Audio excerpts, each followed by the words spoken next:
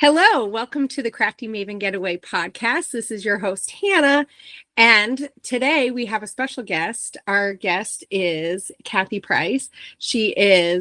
Kathy Loves to Scrap on YouTube. Why don't you Hi. say hello, Kathy? Hi, how are you all? Good to be here today. It's so good to have you on. I love having guests and not just me, and it's super fun now that Megan's not around, so that kind of had made me have to be even more proactive about other people, because that was my first thought. It was like, I just don't want it to be me and Megan. But this week we are on episode 16. I'm pretty sure I have that right, but G is going to remind me if I don't, which is great. But today we're starting our new series, and we're going to be starting a series on our creative identity. So we're going to kind of go through, talk about some of like the basics with creative, like scrapbooking styles and stuff like that. And then we're going to get into some questions, and we're just going to talk about kind of our own journeys on how we've figured out. And I mean, I know for me, I don't know if it's been like this for you, Kathy, but I feel like my style, there's certain things that I've stayed consistent with on my style and who I am as a creator. And when I say creator, I just mean like scrapbook creator, because I often like to downplay to other people, like, oh, I just scrapbook. But then like, especially being with my husband, he's reminded me, like, no, you're an artist. Yeah. So I really want us to kind of get into that mindset. That's been on my mind and heart this year, is like reminding us like our worth. Just because we play with paper and glue and stuff doesn't make us less of an artist. In fact, a lot of times we do so many different things within scrapbooking that I feel like it makes us even a broader artist than some other people.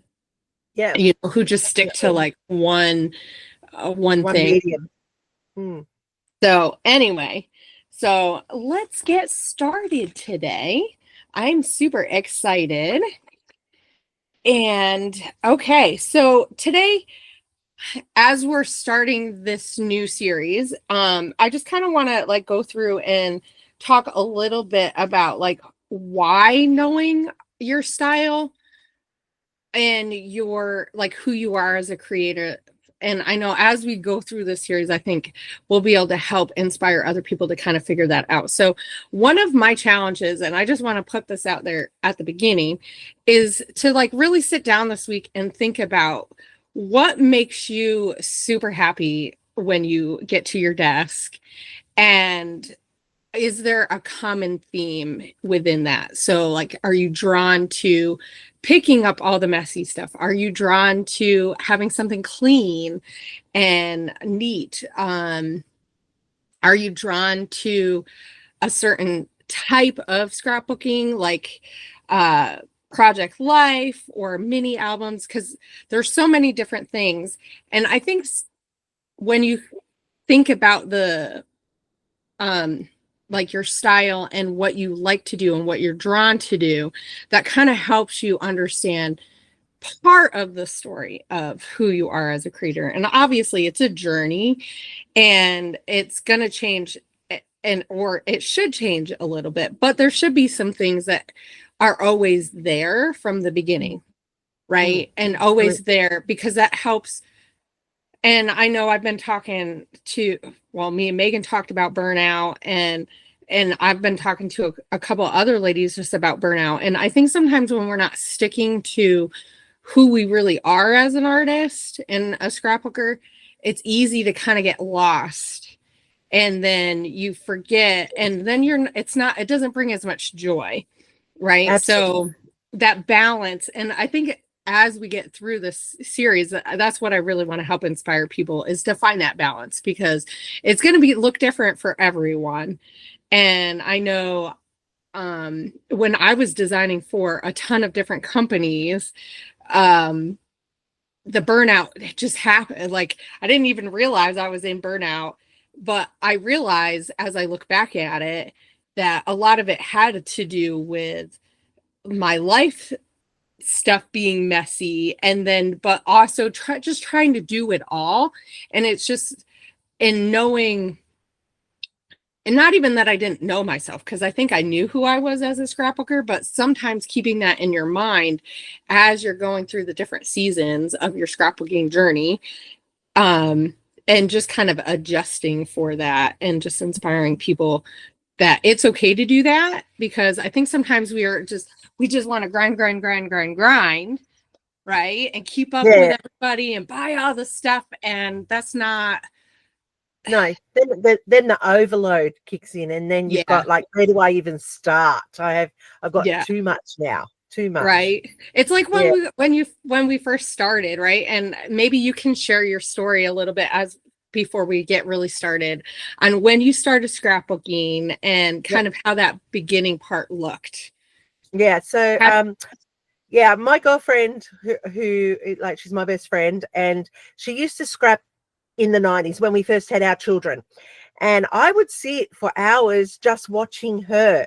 And I never, ever did it. Now, being a teacher, uh, art and creativity and all that sort of thing, that's my jam. I really like that in the classroom. I would always throw that in. But I would never actually engage in the scrapbooking side of it. And then I had my fourth child. And so I was like, you know what? I'm going to do it. We're going up there for the weekend. I'm going to do it. So my very first page, and I just laugh now, but my very first page was 3 pieces of cardstock. So it was a red, a navy, and a white, because my daughter was in the photo. I just love this photo of my daughter in a red and white and blue dress. And I was scrapping that no matter what. And so I looked at that very first layout and I think, oh my goodness, like it was so not, and it's not wrong and it's not right, and because there are lots of people who still scrap that way, but it mm-hmm. was very square, very blocked, very rigid, and very flat Yeah. compared to what I do now. Like, to me, that style is so not what I would do. So Mm-hmm. not my style now, but that's my very first layout, and that's how I got into it. And it was because my girlfriend kept saying, you need to do a page, you need to do a page, you need to do a page. And eventually I then escalated from there. So it was a huge transition. Like, that was back in 2002 that I started picking it up. Okay. And so I've been doing it since then. And then I did have a burnout period where I didn't do it. Like, for 5 years, I just didn't do it because it Mm-hmm. was like, I just couldn't. I went into micro art. So I went into ATCs and journaling and all Uh-huh. that sort of stuff. But now I'm back into it and I'm just loving it because there's just so many things. I think my style is a bit eclectic. I want to have a bit of this and a bit of that, but I always come back to the same thing that I love. Uh-huh. Like you said, you keep it as your core. Yeah. But yeah, that journey is a big journey. Yeah. Yeah. Yeah. Well, and at first, it's like you're just so hungry to like you see all. I know I used to watch YouTube videos. I was lucky that when I started, that was people were starting to share their work online. Mm, And I remember just watching, like I'd go to bed watching Mercy Tierra scrapbook and mm, seeing her create stuff. And then, of course, that brought up other people. yeah. But it's like I wanted to try everything, just Mhm. try it all. And so it's like you got to try it to kind of figure out what you like, right? Yeah. But I will say, I wonder what it would have been like if I actually had friends in person Mm, that scrapbooked, because I knew nobody who scrapbooked, so I only had what was online. mm. And because even when I go and do props or other events with other people in my area, I find that I scrap so much different, and it's interesting to see and just see the difference of Yeah. like us who have been like really inspired by online things and people who have had things passed down to them, Mm. as far as like the knowledge and and doing it more in groups and stuff. So it's just interesting, like, you know, Yeah. like how we kind of all find our style, but some of us, it's just a different journey, and it takes us like way further than we thought. Into the Absolutely. wild Like of it. the very first time you come across like I because you know it was very blocky and it was very Yeah. like planned how everything was, and it was at the era of paper piecing. So now we have the Cricut machines and all of those that do those paper, but back Yeah. then we used to trace, like seriously, we would do stenciling for our letters, and you know, so we would trace Mm-hmm. around a stencil for our letter, then we'd cut that out, then we'd put it on the next cardstock and we cut around that, and then we put it on the next one and we cut to get our layering. Like it was Mm-hmm. very labor intensive. And then I came across online paper tearing. Oh my Yeah. God, to get over the fear of tearing a piece of paper. Oh, I It was know. crazy. It was crazy. Whereas now you just go, yep, tear it. Oh, well, didn't tear the way I wanted to. Yeah. That's all right. I'll use it. I know Yeah. people who say to me, "Oh, I'm afraid to tear." It's like I don't want to make them feel bad, right? Because No, I get that, but it's yeah. like, okay, it's just paper. That's But right. then again, I have papers that from collections that I have not used because it's like, oh, I absolutely love I don't want like to touch that piece of paper. I don't want to touch Okay, I'll it, use it. right? So it's kind of the same concept. So I try to give, but it's like, okay, but at some point, maybe just give it a try, you know? So, and I know that's what I've always tried to encourage people is to just try it. Just try it once. Like if you don't That's like right. it, you don't like it. But how do you know if you don't try, right? It's a And mixed media when yeah, they all hit the market and everybody was yeah. like, You've got to do it." I remember the very first time I did that as well. I was like, I don't get it. But now it's just like you do. Yeah. Yeah, well, I know. Well, and when I started, mixed media was really just starting to ramp up. And there were Mm, certain people on 2Ps who really did mixed media, and then a lot of them didn't. Actually, a lot of them did Project Life, which I have a love for Project Life, but I hate doing it. And yeah, like yeah. I when think I it's was great. when I took my break, I did it because it was just a smaller amount and I could just focus on little things. But like I find if I do Project Life for too long, like I get so bored because it's Mm, just not enough. And I want to do so much on this little card that is yeah, like, yeah. but It's I that micro know. art. Yeah. Yeah, that micro art, which is great for a small period of time. Yeah. But Yeah. And if then you don't have a lot of time, you know, you can make your photos more of the focus and then just do, you know, the little yeah. cards that you want. And then you're being creative, which is, like I said, that's kind of how I did a lot of my period of time when I wasn't scrapbooking for a few years. It's like I was just doing Project Life stuff and just here and there, not even all the time, but, and that kind of helped a little bit. And then I realized I just need to really get back into this. And I'm so glad I did. And I think the break really helped me realize like how much I loved it.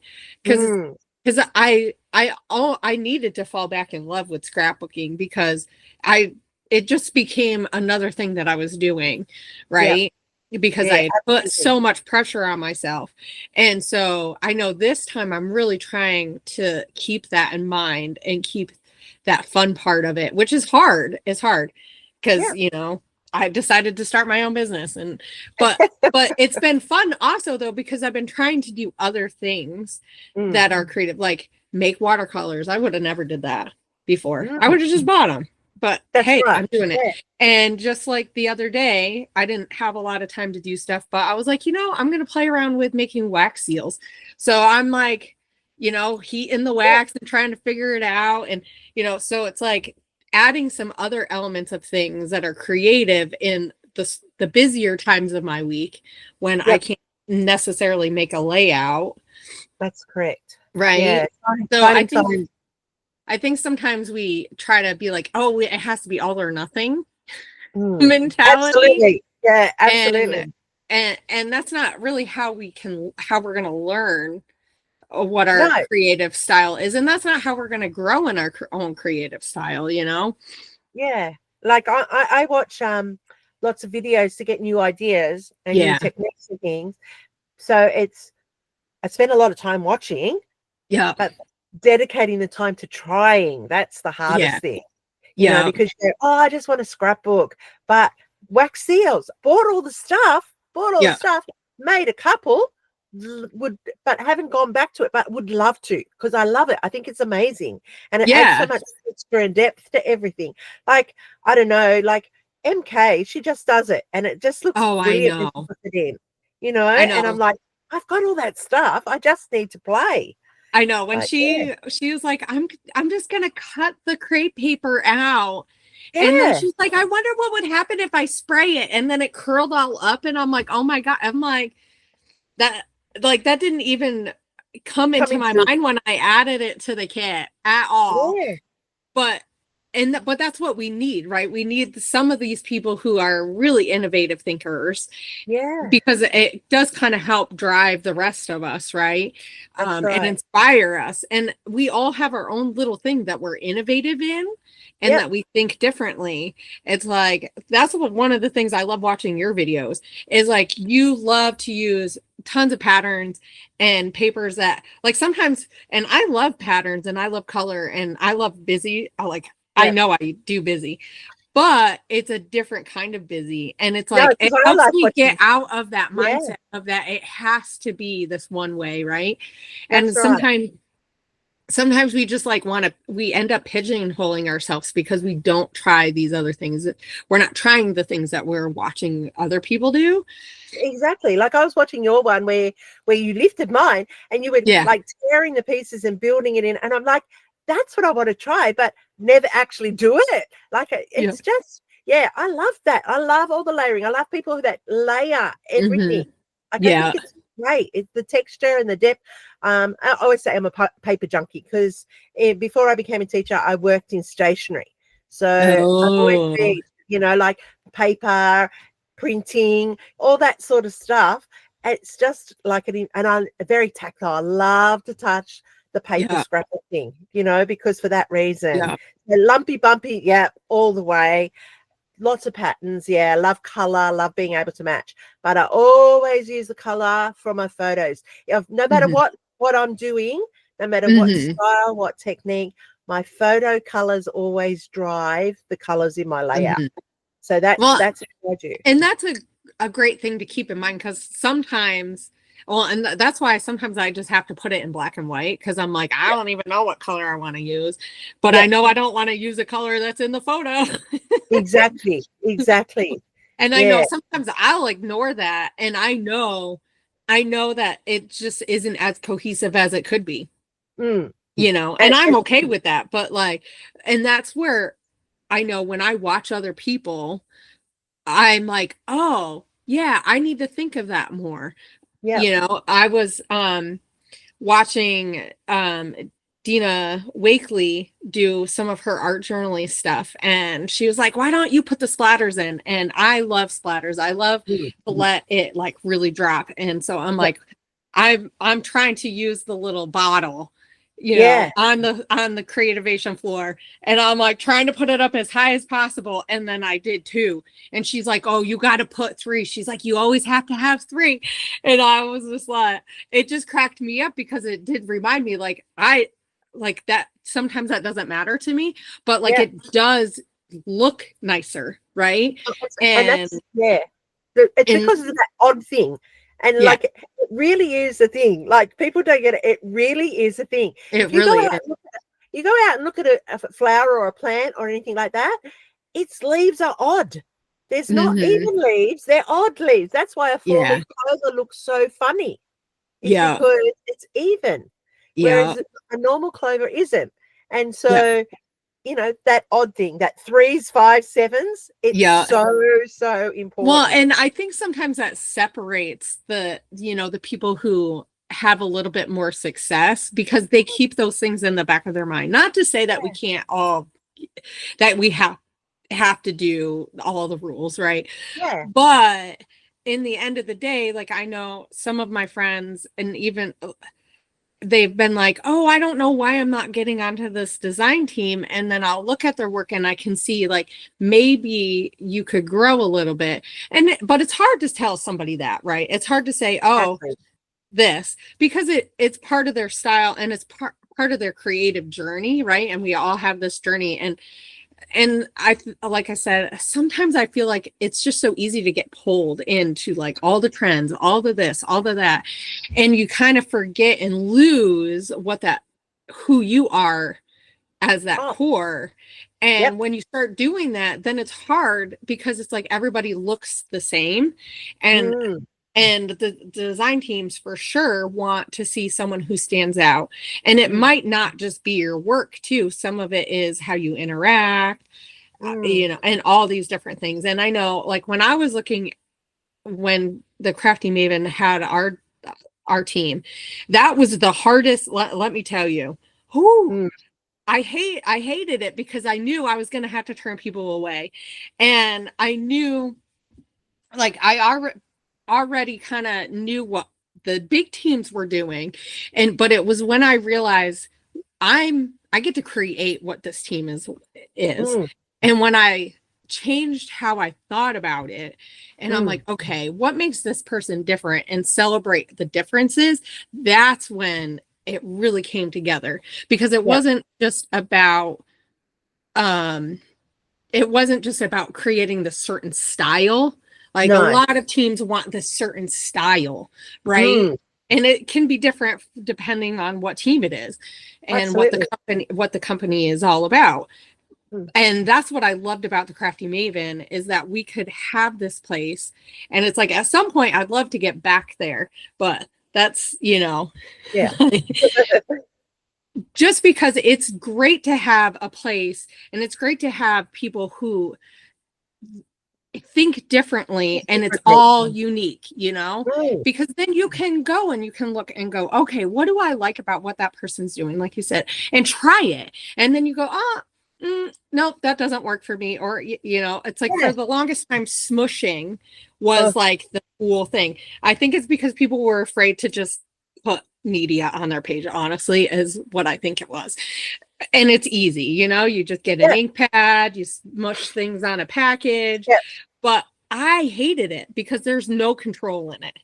And then it just made me realize that's not how I do it. And that's okay. It's like, and so every once in a while I come back and I try it, and I still don't, you know, to this day I still don't like it, because I just don't like how it looks on my pages. That's right. You'll see some mixed media on somebody's page and you think that's absolutely fantastic. Then you yourself go and try it and you go, yeah, no, that's not my jam. I can't do that. Yeah, because there's lots and lots of things out there, and it's really important that you give it a go, but like you say, come back to what's true to you, because otherwise you're not happy with what you're doing.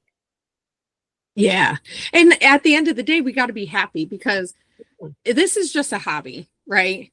I mean, yes, some of us have made it more of a career, but I mean, honestly, unless you're a super big designer, you're not making money. No, you're not. You're getting paid for product. It's like one of the things that defeated me the most when I was thinking about maybe coming back is like, how demeaning is it that none of us get paid in product? And I understand why we do it. You know, it helps, so you're not having to pay all these fees as a business. A lot of these businesses are smaller businesses ran out of people's homes. So it's so, and I understand it, but it's like, as an artist, it's like I feel like I'm worth more than that. But realizing that it doesn't have to be a career, right? It's like, so we need to bring the joy back into it, because at the end of the day, it's about filling our cup, and it's about what we're leaving our family.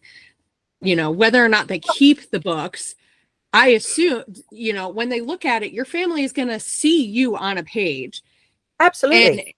And if you don't know who you are as a creative person, I think it's harder to see that. It's like that it doesn't match up. No, as person and creator. Exactly. And you have to stay like true to it, because I truly honestly believe that like, and this is my core why I scrap. I truly honestly believe that it's capturing the microcosm of history.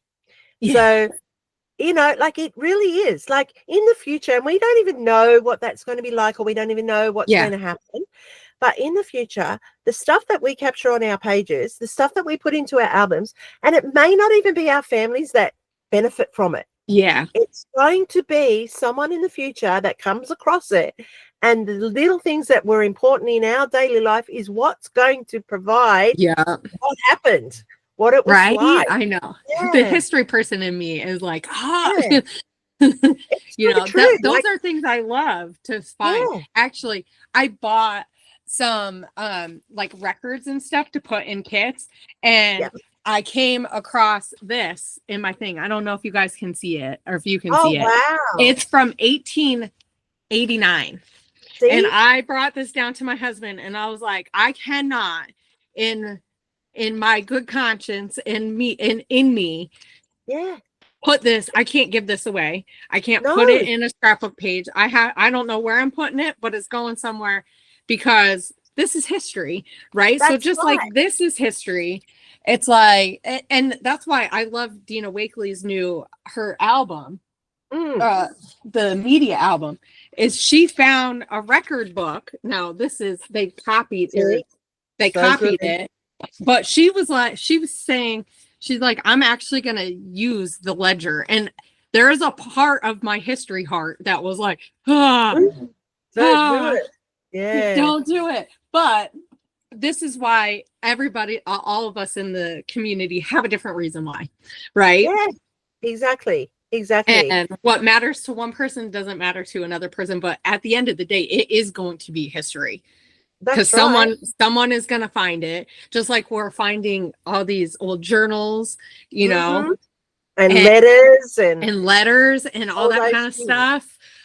My history heart, like I said, my Yeah. history heart loves that. And so it's great to know that we're leaving this legacy, and we're telling, and a lot of the things that we put in our albums, and this is one thing I try to keep in the back of my mind when I'm creating, is what kind of stuff do I want people to know about? Yeah. You know, Yeah. it's like, And what, like we take for granted, like people say, why have you taken a photo of that? Well, you know what? That won't be around forever. That's why I'm yeah, taking that photo.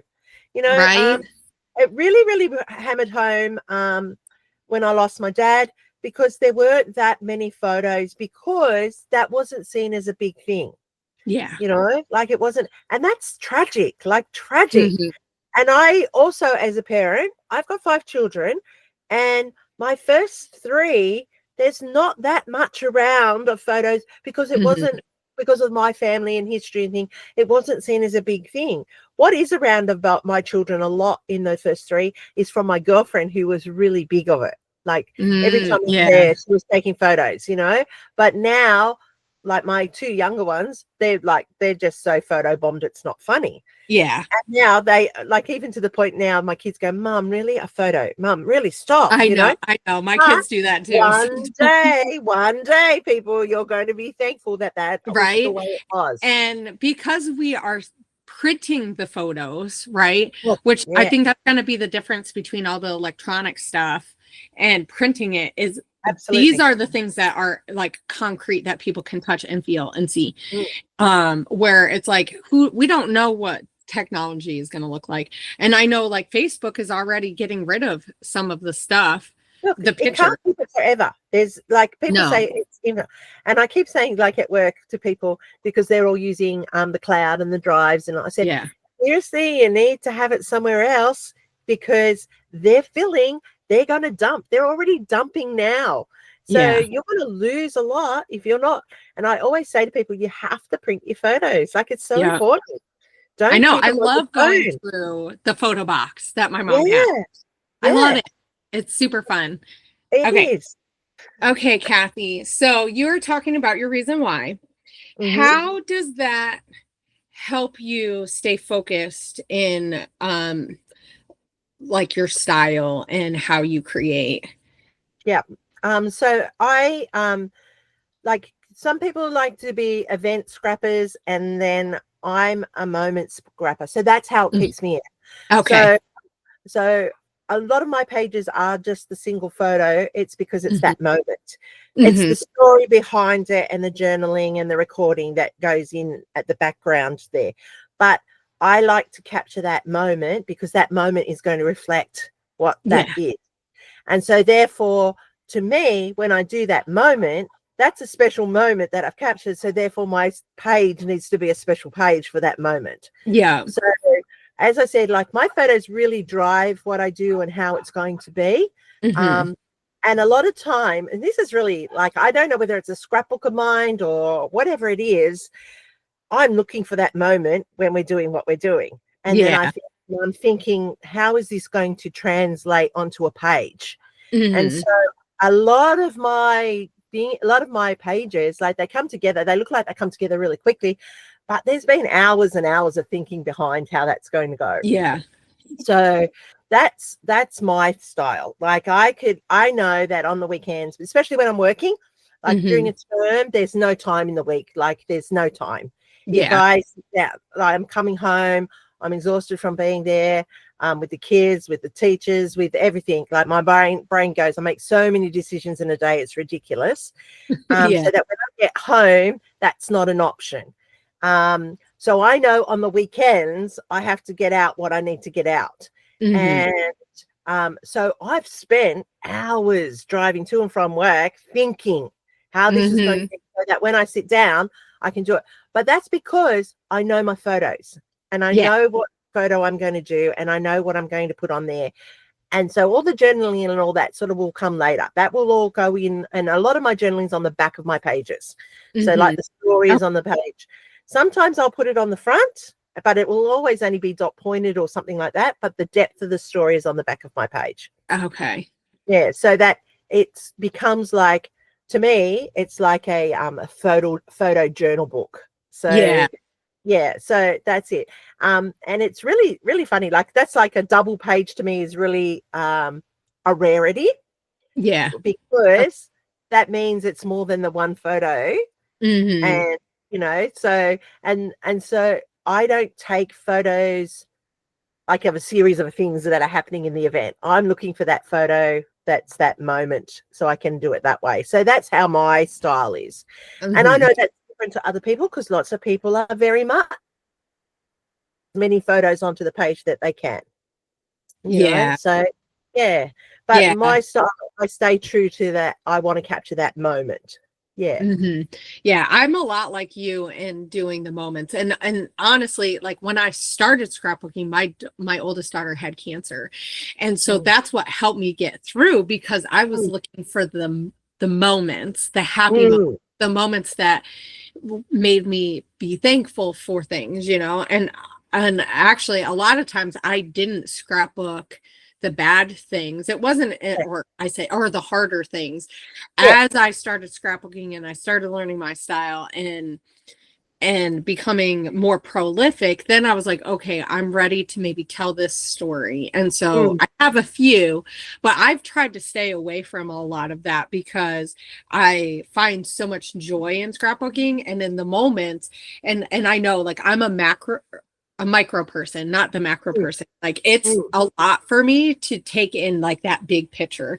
And mm, so like even when I do photography, as far as like when I'm taking pictures, I don't like to take like the big event or yeah, like even those big like Christmas and stuff. And I've been trying to think about doing things different as the years have got grown on, just to make sure that I'm getting different elements of mm, things. But it's like I live so in the moment. Like we'll have an event and I'll forget to take a photo entirely unless I see something that is like, oh, I need to capture this, right? mm, But like there's a lot of an event I don't even take. So like holidays, like a lot of times I don't even have or many holiday photos unless I'm intentionally getting out my camera and being like, okay, like this year I was like, okay, we don't have a whole lot of just any photos from Christmas. And I'm like, why don't we get some pictures? The kids are getting mm. older and but to be all fun, I was like, let you guys be silly. And so Yeah. I have the moments of them being silly and, you know, and my mom and my husband just like goofing off. But then it reminds me of things that happened like growing up, like my Absolutely. grandfather being all silly and goofy, or my mom and my aunt being at the lake and being all silly and goofy. And, you know, and those are the things that I remember. And so it reminds me like, yes, these are the things that I want to remember. I want my kids to remember, because those are the moments that stick out. Like, you know, Christmas, we have Christmas every year. We have, you know, Thanksgiving every year. We have birthdays every year, but it's like the little things within those moments that I feel like are important. But I get it. Not everybody does that. And some people, they want to live behind the camera and they want to have that big event, and they do all big events. They don't do little events at all.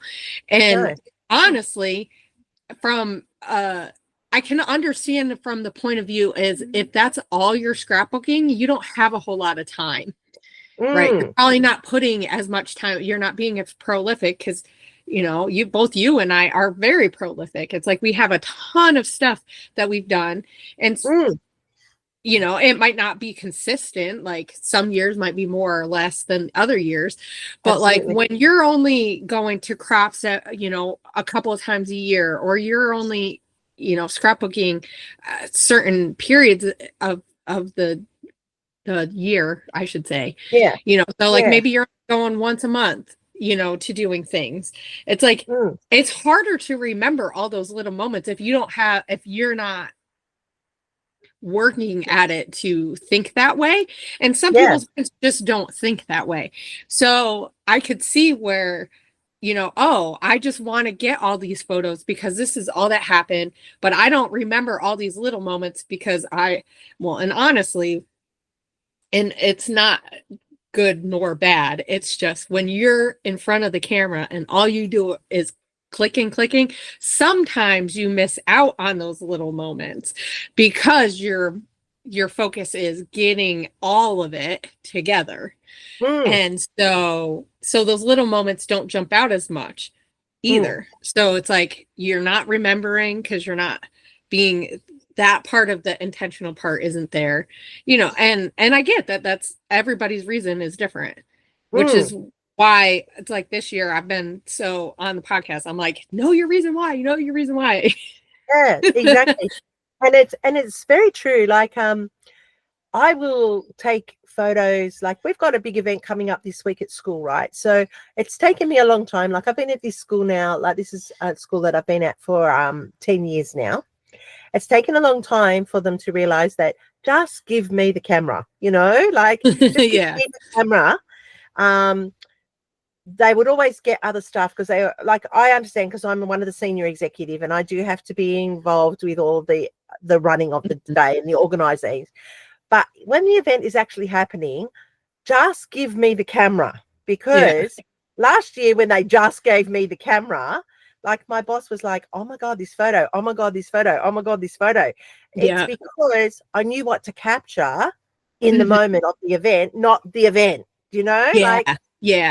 Previously, everybody was just trying to capture the event, like, you know, whereas I was getting those micro minutes.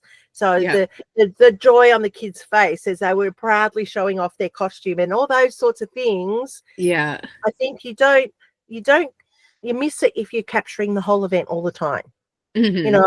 And like in a holiday when I went with my friend, I would capture something and she goes, why are you taking that photo? And then afterwards she was like, oh my God, that, you know, like, remember that. And that was the reason why, to capture that instant moment, to trigger that memory, you know. So that's really, really my why. And I don't like, I always laugh, like I understand everybody's different and everybody has a different purpose and everybody has a different role. And then you watch and people will say, like, I used to take thousands of photos of things that I liked, like it might be a flower or it might be a, you know, something like that. And people will be like, oh, that's a bit weird. And then my son, who did photography in his final years at school, would come in and say, Mum, why don't you just scrap those? Because they're what meant to you. You know, like, and so I am consciously now doing a lot more of that sort of stuff, scrapping. I have an album that is just my album now. And it's only because he said, Mum, why don't you do it? You took the photo for a reason. Do it. Yeah. And it's true. Because like I've got this real like fetish. Like if I see an old building or an old farm or something, I just want the angles. I just want the wood. I just like that sort of stuff. So I will take those photos. I'll stop to take those photos. I'm like that too. It's just crazy. And I know it's crazy. Like, but it's the thing. Like, it's like when I just did that recent photo, like that page on the bin chicken. Like, seriously, who takes photos of bin chickens? But you know, like in Australia, I've taken photos of chickens. Yeah, like bin chickens, like the ibises, they're just pests. Like, they're just pests. But when you've got an empty playground and these things are in the play, it's just beautiful to see it happening. So, you know, and you just want to take it. Like, people, yeah, I took some photos the other day. Stupid. I was walking around this playground and everybody was in class and the playground was empty and it was early in the morning and the dew was on the ground and there were mushrooms in the grass. So here I am down. So here I am down taking these micro of this mushroom with the dew. Like, seriously, I'm supposed to be walking around the school making sure that everybody's doing the right thing. Here you are taking pictures of mushrooms and dew. Yeah, and it's looking for that moment. Oh, it's crazy. But yeah, I think that's really important when we are scrapbooking, is that we do stay true. Like, we do stay true. Otherwise, if you're just snapping from here and taking a bit of that from here and I'll give that a go, and then you just lose the focus and there's no continuity. And when people say, I finished this album for this year, oh my God, how could you finish an album for a year? Like, I don't get the chronological scrapper, like, because I would never get anything done. Never. No, because I have a hard time. I like to balance between, you know, like doing a current photo, and like also taking a break. It's like now I have a ton of photos that I haven't scrapped. Yeah. Like, where I have certain periods of times where I was scrapping like a lot. Yeah. And so I have a ton of stuff, but like I'll go back and I'll still I'll re-scrap maybe that photo because there's something else that from that picture, a story that I didn't tell that I want to tell. Exactly. And so like, yeah, I'm like, how do you even know you're done with the photos? It's like, I have some, but I get that that's like, for them, it's like that start to finish, it feels like complete. And I can kind of get that because I have so many mini albums that I've started, you know, I'm like, oh, I'm going to do this project. Or I think December Daily is the only small albums that I've done that I've love to do that. Yeah, like I would love to do it, but it takes me forever. Like even this year, because that was one thing. Before I was like, okay, I love December Daily. I'm like, I'm gonna buy some new product because I haven't bought stuff, and why not buy Christmas stuff because I know I'll use it. Yeah. And so I, you know, got the album, and like I'm still working. I think I'm on like day 12 or something. I don't know. Probably not even. It's probably day 10. Yeah. Because I'm doing other stuff too now, which is part of it. But like, I can't stick to one thing because it's like, I like to jump around because there's something else that inspires me. There's something else that I see. And it's like, and there was periods of time where in my journey, I've thought, oh, I have to do this. Like Ali Edwards does One Little Word. And I love the concept behind it, even Day in the Life and Week in the Life. And I don't mind doing those sometimes, but like, it's just hard for me to finish it because I want to jump around so much. But I was like trying to force myself to do it because it's like, oh, well, everybody else has theirs done. But it's like, but then I get bogged down because I'm stuck in this one time period or this one album where it's like, for me, that's just not how my brain works.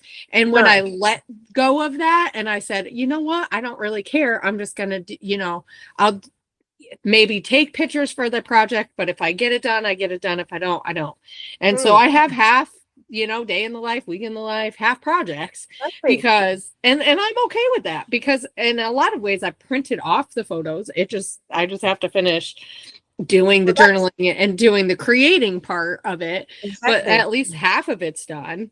Yeah. That's my daughter's wedding. Like seriously, my daughter's wedding was 2 years ago and I've done an album for her, which is, you know, like maybe not even like a tenth of the photos. Yeah. And I have all the photos printed, but I bounce Yeah. around. I will come back to do some, and then I'll go off and do other things, and then I'll come back and do some. Yeah. Yeah. Whereas my friend, she would just do the album. That's Yeah. it. You know, like Yeah, and there's hats a off lot to of her. I people think I that's great. see that do Yeah. that. Yeah, I think I that's say great. in real life. Yeah. Yeah, Because I it think works that's for great. them. And some of it is, I think, like I said, I think there is a difference between, and I call it the everyday scrapbooker versus like a lot of us who do YouTubing, or even people who don't even follow what any of the trends are. I think that one, they're not thinking about scrapbooking as much as we are. Not because they don't want to. I think a lot of times it's just so easy. It's like having taken that break. It is so easy. And I was so surprised at like how my brain just like I shut off. I was able to shut off that part of the creative part of my brain that goes like, oh, I see this thing. I want to take a picture. What could I do on a page? And then I start thinking about what I'm going to do on a page, where it's like, once you stop thinking about that, like you're not using that part of your brain. And so it's like it's so, I could see how it's just so easy to like then, and then when you want to scrap, it's like you haven't thought about it. You haven't haven't thought about how you're going to tell that story or whatever. So it's just easier to get it on the page. I guess I should. It's like that made it sound like really sad, into the album. Yeah, but get it in the album. album. But that also brings them joy, because it's like, oh, I completed something.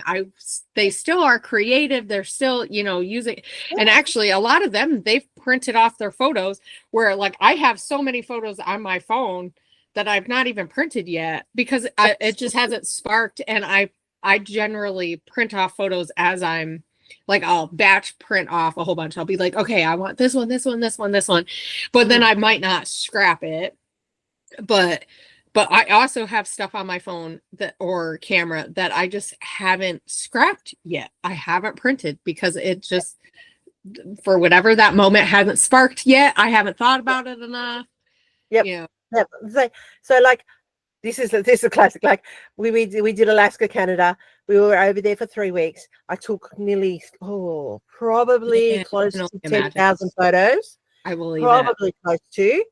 And I think I've done 8 pages, maybe. But it's when I know that when that spark will kick, they'll be like, it'll be there. It'll be there, and everybody will be flooded with lots of my photos. Yeah. But they're still sitting there. Like I've printed a whole heap, but just that spark hasn't kicked in yet. Yeah, ready for that, and it will. But it's just not there yet. Yeah. Like I've collected a lot of resources. Don't get me wrong. I've got lots of stuff ready for it. But I just need to be in that mode for that to happen. Yeah. And it will, because it still lives here. Like I can look at those photos and I can tell you exactly what it was and what we were doing and where it was, all that sort of stuff. But it just hasn't kicked in yet. Yeah. Well, and I think that's the difference of like letting the art and creative part drive, drive your layouts and drive what you're doing creatively, as opposed to, and I don't even know how to word it, but like the other way, it's like, I think sometimes people also scrapbook because they feel obligated to, like, oh, I feel obligated to get these stories out, or, my grandmother used to do it and I want to honor, and that's a legit reason for your reason why, but you're not coming at it at the same angle. And so like when you know what your angle is, then you can let that motivate you. And I think, and once again, to bring it back to, I think that helps with burnout, because you're letting the ideas drive the train and you're not driving the train trying to look back and find the the ideas. So and not to say that like we don't have times where I think maybe we have to do that a little bit more, like say like when we're really, I know when I'm really busy, I just don't take as many photos. So it's harder. It's like, then I have to spend more time looking at my photos and going, okay, yeah, what is really sparking, or Mm. what do I need to do to that? How should I even word that? Well, my brain. Like what is inspiring, like finding what's inspiring me, Yep. so it just is that prep part, it takes longer.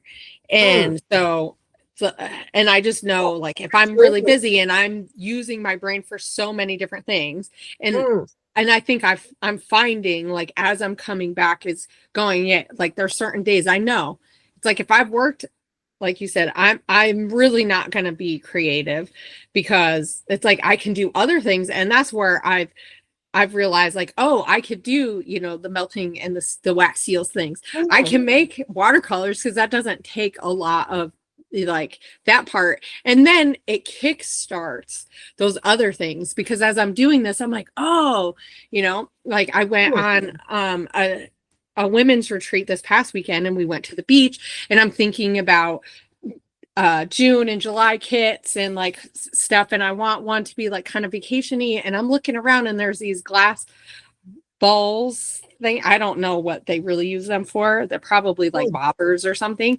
And Mm. there's the rope around it, and they're all different cool colors. And I'm like, and even just like those things. And I notice, like, when I'm creative more, like those things stick out. And I'm like, oh, what could I do with that? And then I got Mm. chit-chatting with one of my friends, and she's like, you could use a ton of copper and brass. She's like all the lanterns, she's like, with light. And so then Yeah. it gets me thinking about other things, and then I'm like, I wish I had something that I could create. Yeah, exactly. It's crazy So, what triggers that. Yeah. You know, but like when I'm busy and I'm using my brain for other things, like sometimes it just takes a little bit longer to get there. So, it's like I just know I have to do other things to spark those creative thoughts, mm-hmm. because I gotta get my brain thinking Into that in a mode. different way, because it's Mm. just in that, it's like I do secretary stuff, and I help a family and some kids with autism and stuff. And so it's like I use my brain in a whole different way. It's just a Mm. whole different way. It's That's like, right. and it's like I still have to be creative, because I have to be creative, like, okay, how am I going to connect with that kid? How am I Mm. going to get them to enjoy doing these other things, or want to do these things? And I'm sure you see that too with working in a classroom. It's like, how am I going to get Yeah. all these kids to be on board with this thing that Yeah. I'm teaching? I want them to be excited. And so it's like, so I have to think creatively, but it's just a whole different type of creative, Mm. because it's more about connecting. And but if I use those moments to drive the other side of my creative brain, then it's like my brain, like, really, that part of my creative brain really comes alive, and is like, oh, okay, I can do this, I can do that. It's like, let me do this on a page, let me try to do this. Yeah, exactly. Exactly. You need to have, I think, to keep that drive happening, you do need to have those periods where it's not creative driven. Like you need Yeah. to let your brain just relax and not go Hmm. that way. Yeah. I find as the school term goes on, like it's harder for me to keep up with the crafting side of it, because my brain is just not in that mode. And Hmm. then I'll hit a holiday period, and that's all I'll focus on. It's just like get creative, and it's great Yeah. because it's a release. It's a release. But yeah, I know, I'm like look at things and how will that transpire into what could I do there, and and I really like the idea that you said, like, you can do those micro things of a week. I want to do that more. I want to like create your own embellishments, use your die and your die cuts and Hmm. all that sort of stuff. And maybe that's like get a bit more, because when I do that, I love it on a page, but Yeah. that's time consuming in itself, Hmm. to create that to Yeah. be cut off. So yeah, it's just there's so many options. And then I keep saying to at work, like, work is getting in the way of my crafting time. you know I know. sometimes I have to remind myself not to hate my job so much, because I'll get in the like I'll be mad at my job that pays bills because I allows want you to to do craft. this crafty stuff that doesn't necessarily pay bills, and probably isn't, right? I mean, in all reality, most of us is, even if we're on design teams and stuff, like you're probably You're not getting making it. money. Like unless you're a big designer. And even then, I was talking to Lynn, and she was saying that Tim Holtz stepped down, and I was like, what? I'm like, he's not making sense. Like, what? How did I not hear this? And I realized it's like, because sometimes it's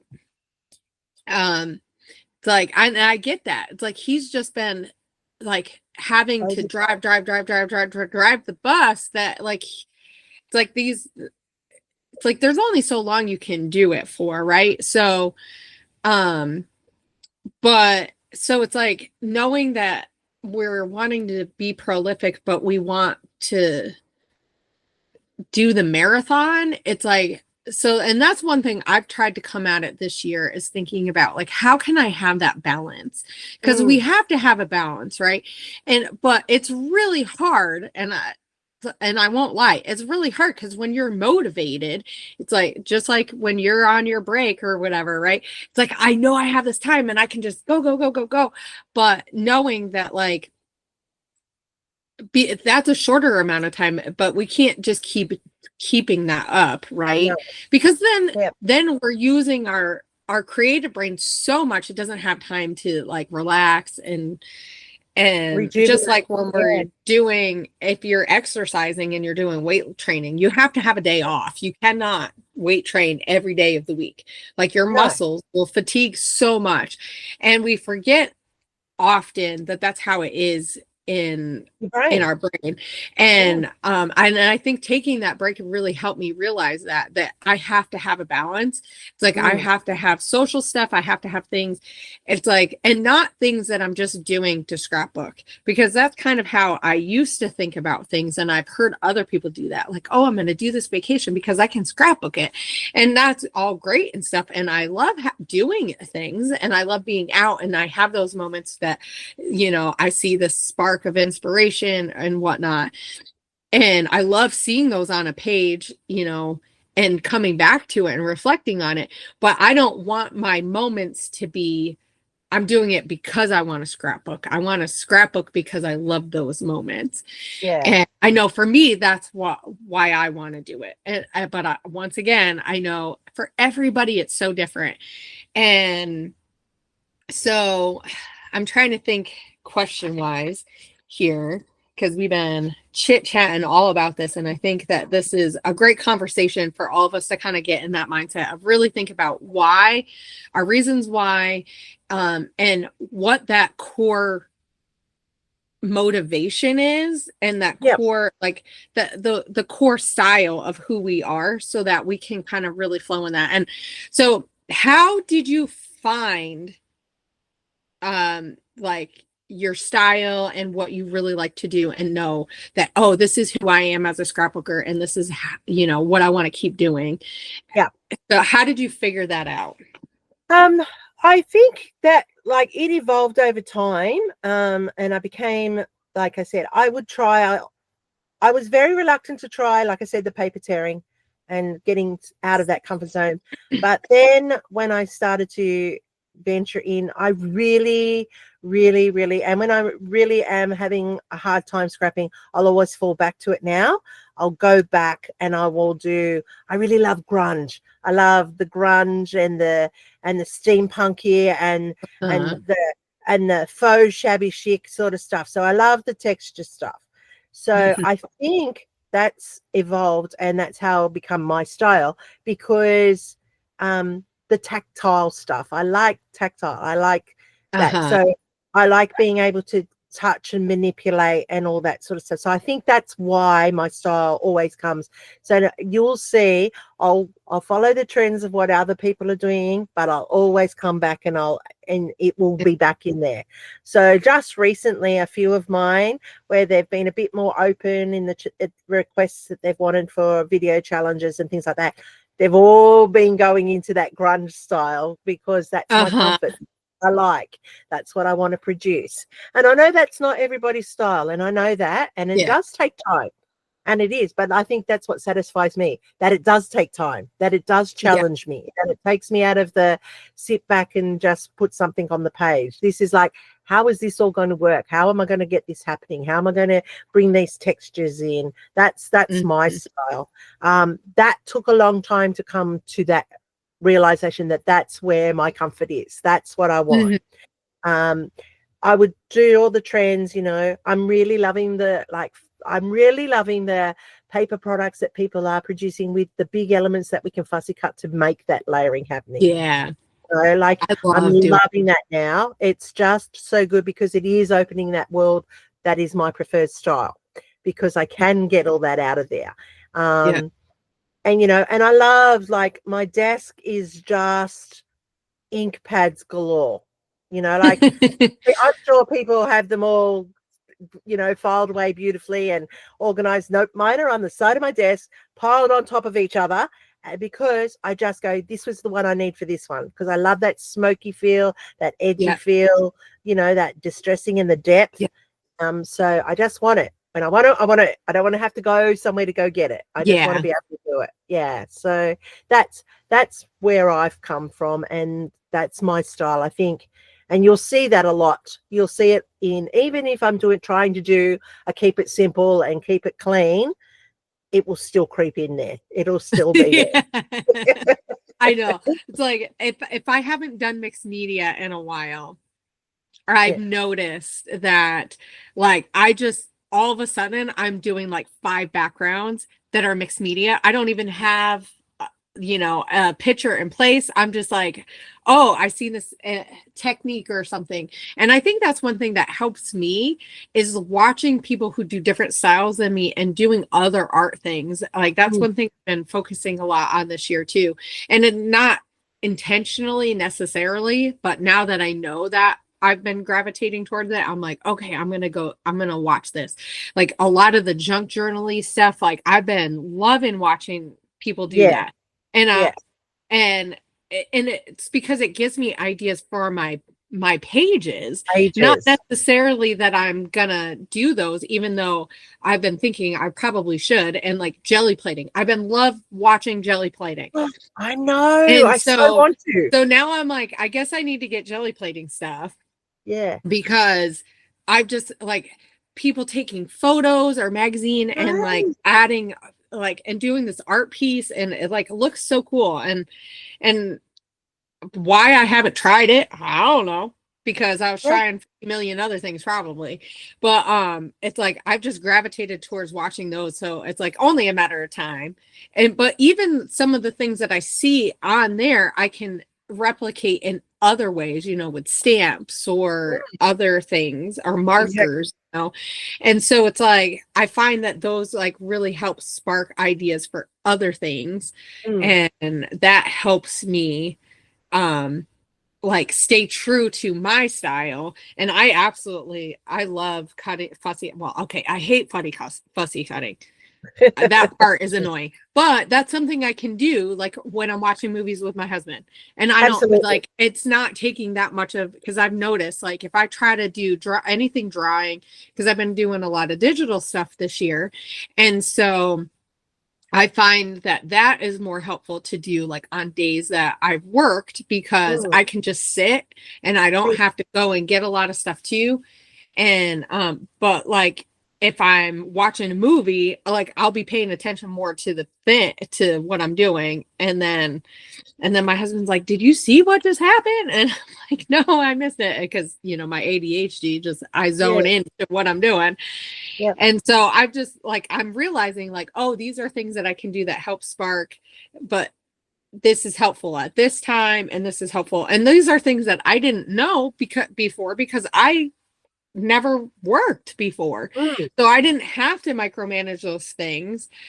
so it's like, it's just made me realize like how I can also help other people when I'm scrapbooking, because I can be like, oh, here are some things that I do, and I know it's like we bounce these ideas off of each other, and that really does help spark. It's like, even if it's something that someone did or said that Mm. that works for them, it might be like, oh, I have a different idea that's completely different from what they said, but it just sparks those Oh, that's ideas. perfect. Yeah, And so definitely.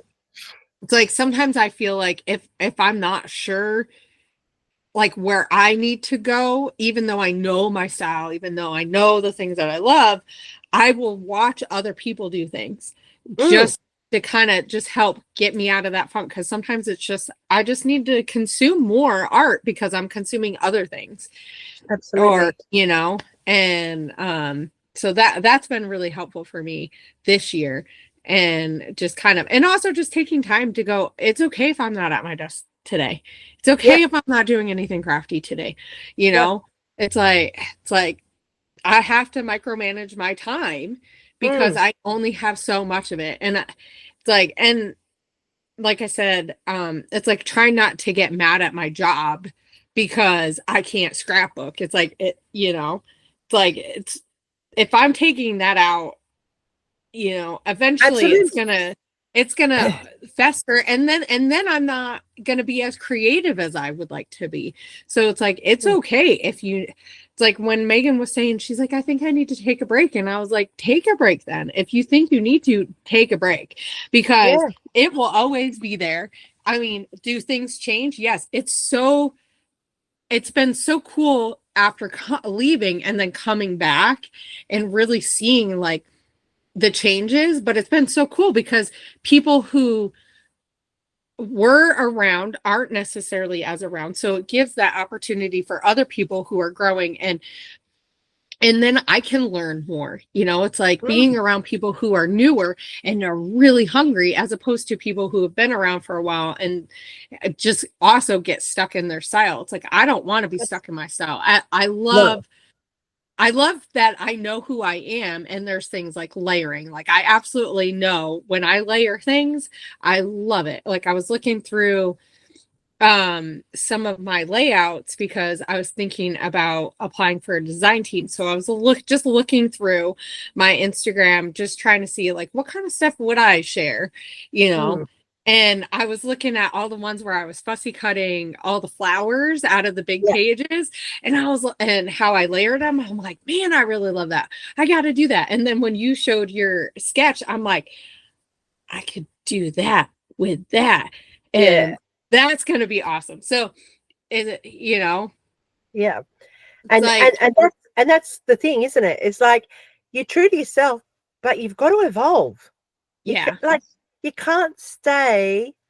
Well, it's like anything in life. You can't stay in the one. This in is one always place. going to be. 'Cause you're going to only ever get what you're going to get. Yeah. You've got to evolve. You've got to trial, and some things are failure, and that's Hmm. okay too. That's fine. Yeah. There are some pages that I put up and I go, oh my God, that is terrible. That's not good. Hmm. But Yeah. go with it, don't you? You just go with it. Yeah. And Yeah. then when you hit one, you go, yes, that's one I really got. Yeah. Yeah, Yeah. That's me. That's Hannah, yeah, And or it's like that's Kathy. That's Kathy. yeah, It's like I love when I see a page and I'm like, oh, I know exactly who that is.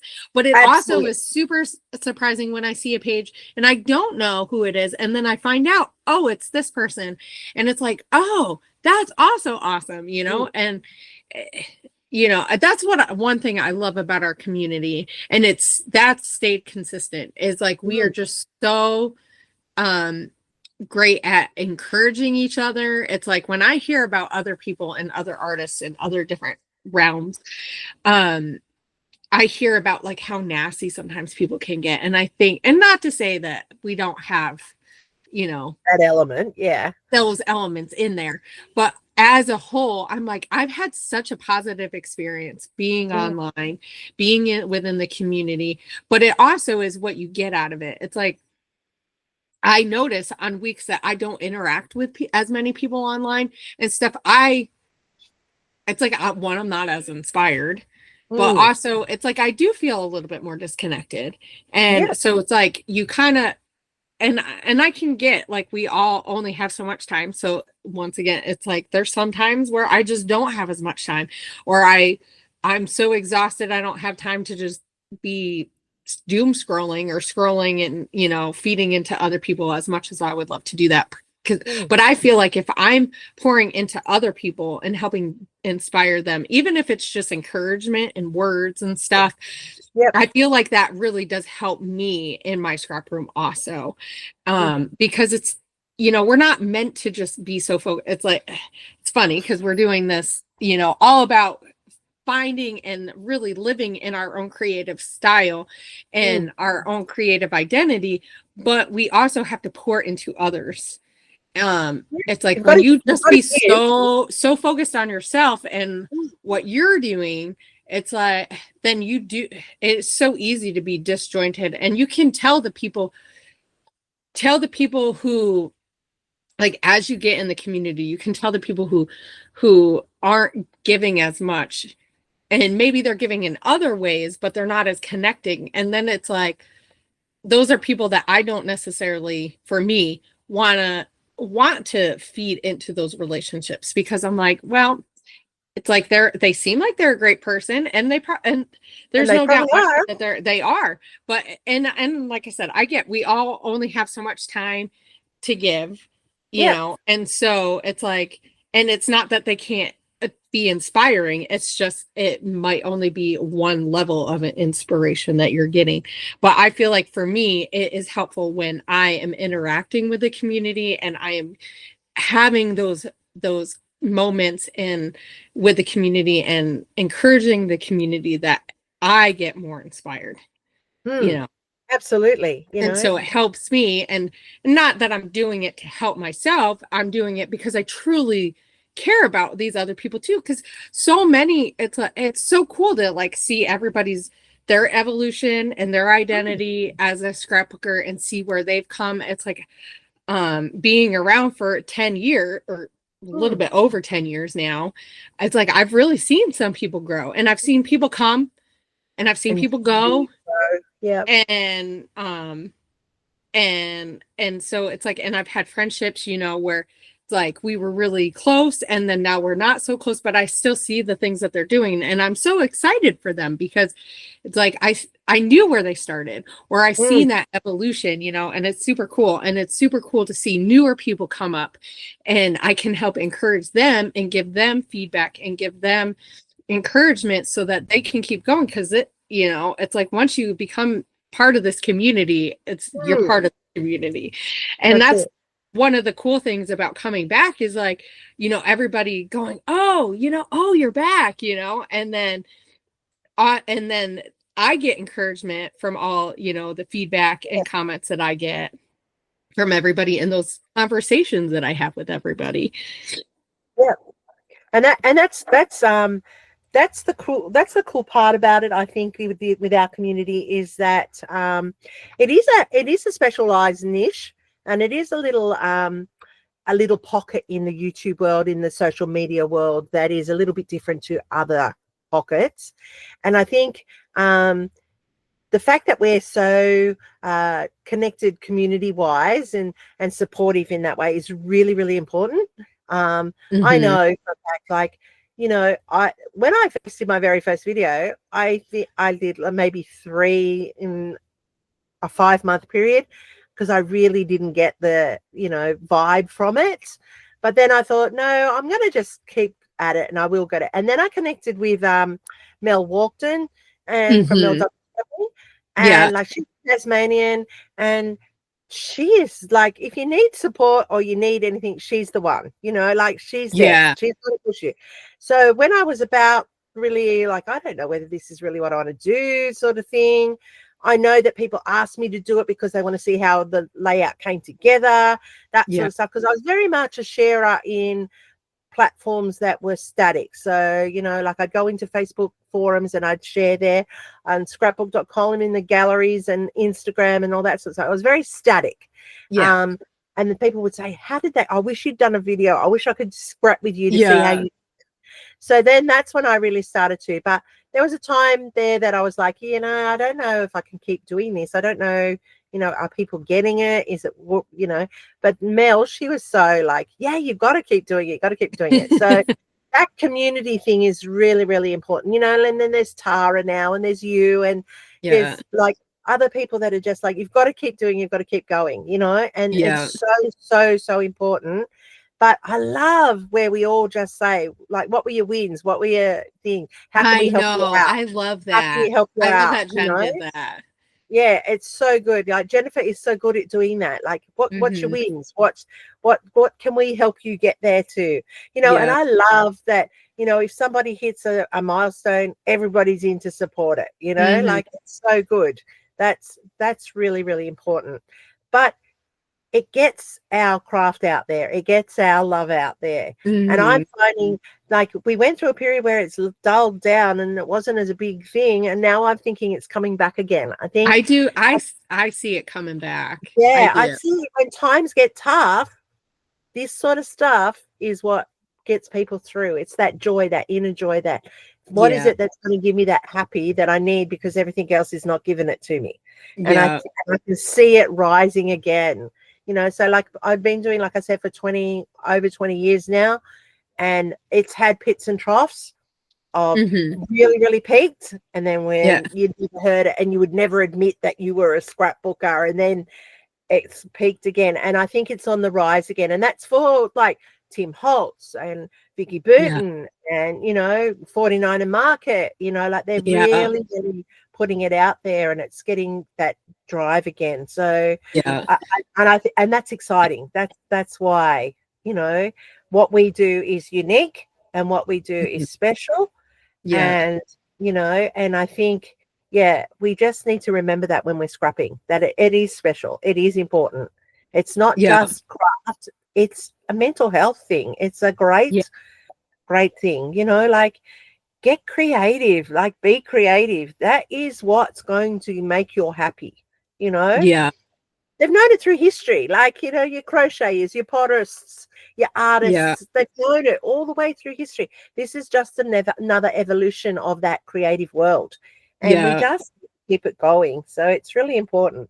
Well, and I just love seeing how it's changed, even in the short amount of time that I've been in the community, and looking at scrapbooking, it's changed so much, and it has become more of the art, where it's, at the beginning when I first started, it was like you said, like, oh, you didn't really want to say you were a scrapbooker, it like felt kind of weird. And I think that's where I forget that sometimes I'm an artist. We're artists, our art, looks different than other people. And so it's like this year, especially, like, I really want people to understand like how important it is, and how art, like your worth in it. It's like, because it does help so much with mental health. It's when I wasn't scrapbooking consistently, I wasn't using that part of my brain. And yes, I was happy. Yes, I was making things work, but there was a part of me that was missing. And since I've come back to it, and I'm making it more of a habit and being consistent, because I think that's the thing is to make it consistent and a habit, however that habit needs to look for you. Because I get that not everybody can do every weekend. Not everybody can do, once a month. Some people have, they have to schedule it in or whatever. But making it a consistent habit throughout the year, I think it does really help, because it connects that part of your brain into who you are. And so knowing who you are as a scrapbooker, an artist, and working in that is going to help. Because it's like, once again, I feel like if we get caught up in I got to do every single trend, or I got to do everything, or I got to hit all these milestones, they're all great. And that might be the season that you're in, that you're able to do that. But if that's all that you're ever trying to obtain, you're not going to get the mental health aspect out of it, because it's taking from your cup instead of filling your cup. And when you're filling your cup, you become happier, and people around you notice. It's like my husband was telling me, he didn't know me when I first started, or when I was scrapbooking like consistently all the time on Teams and everything. And there is a lot of things that I've changed that I don't do the way that I do. I'm not online as much. I put some boundaries and stuff. And some of it is because I work. Some of it is my kids are older. So like there's a lot of different elements to it. But I also realize like I have to have that balance of like in-person stuff, but I also have to have this creative part. And my husband was like, I can't believe how much I'm seeing a different part of you now that you're doing this consistently. He's like, you just seem so much happier. And I do. And I have so much more peace because I'm able to get out the frustrations of the week, and I've had to put more boundaries to protect that, because like at work, sometimes my boss will be like, oh, I want you to do this and this and this. And I'm like this weekend, I told her, I was like, I have to have a weekend. Like, because I want to create, I want to post things. It's like, I don't have to post as consistent, it's like, I don't have to have layouts a month or whatever, even though that would be awesome. But it's like, I need a day that I can just spend in my craft room, get a few chores done, get some other stuff, hang out with the kids, watch a movie, but also be able to just get a few, get some stuff done, get some stuff started. And then I don't have to worry about all the other stuff, it's like that work will be there, so it's like I'm protecting this space, in my craft room, but I'm also protecting my other space, so when I'm not in my craft room doing stuff, it's like I do, like I was saying, I think about what can I do knowing I'm going to be tired, and I have to make dinner. I have to do this. I have to do that. So how do I do that to protect that space also? And it's been so rewarding. And like, I know this month is mental health month. I don't know if it's national or international, but May is, a lot of people are talking about mental health, and, having something that is creative is, like you said, it's so necessary. And I don't think we talk about it enough. And I think it's because we're pouring something out of ourselves. Once again, it's not like, yes, it's about us, but it's also getting that out, it's like giving out into the space. It's like whether you share it or not, or if it's just your family. Because I will say that it's like, I get a lot of scrapbookers don't share their stuff online. They don't share, they just have it in their album, but their kids are going to look at it. That's right. And so there is benefit whether or not you're sharing it online or not. It's like you're still connecting your memories, your stories with your family. And when you're gone, your family's gonna see you on a page, whether you intend that or not. Ooh, that's right. because we as the scrapbookers are the ones picking the stories and the events and the things that we want to share, right? So inadvertently, though, it's us on that page. Exactly. But is it gonna match? And it's like you were saying with the history part, we don't know who's going to see these things later and what it's going to mean to them. Right. Exactly. And so so I can appreciate people like Allie Edwards, and some of the other ladies in her realm that talk about, or her community, I guess I should say, that talk a lot about like documenting like other elements of things, It's like we need that balance because we don't know who's going to see these things, and people could put together all these pieces.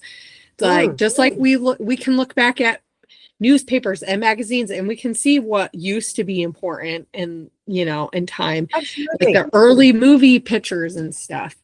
Yep. And so the things that if they relied on movies from now in the future, like they'd be looking at thinking what was going on like Yeah. what was going on.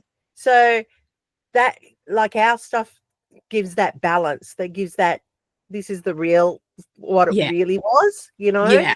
because the movies, the series, all that sort of stuff, it's still a fantasy world. It's not Yeah. real, Yeah. and if Yeah. that's what people are going to rely on in the future, then it's not real. It's not Yeah. what it was like.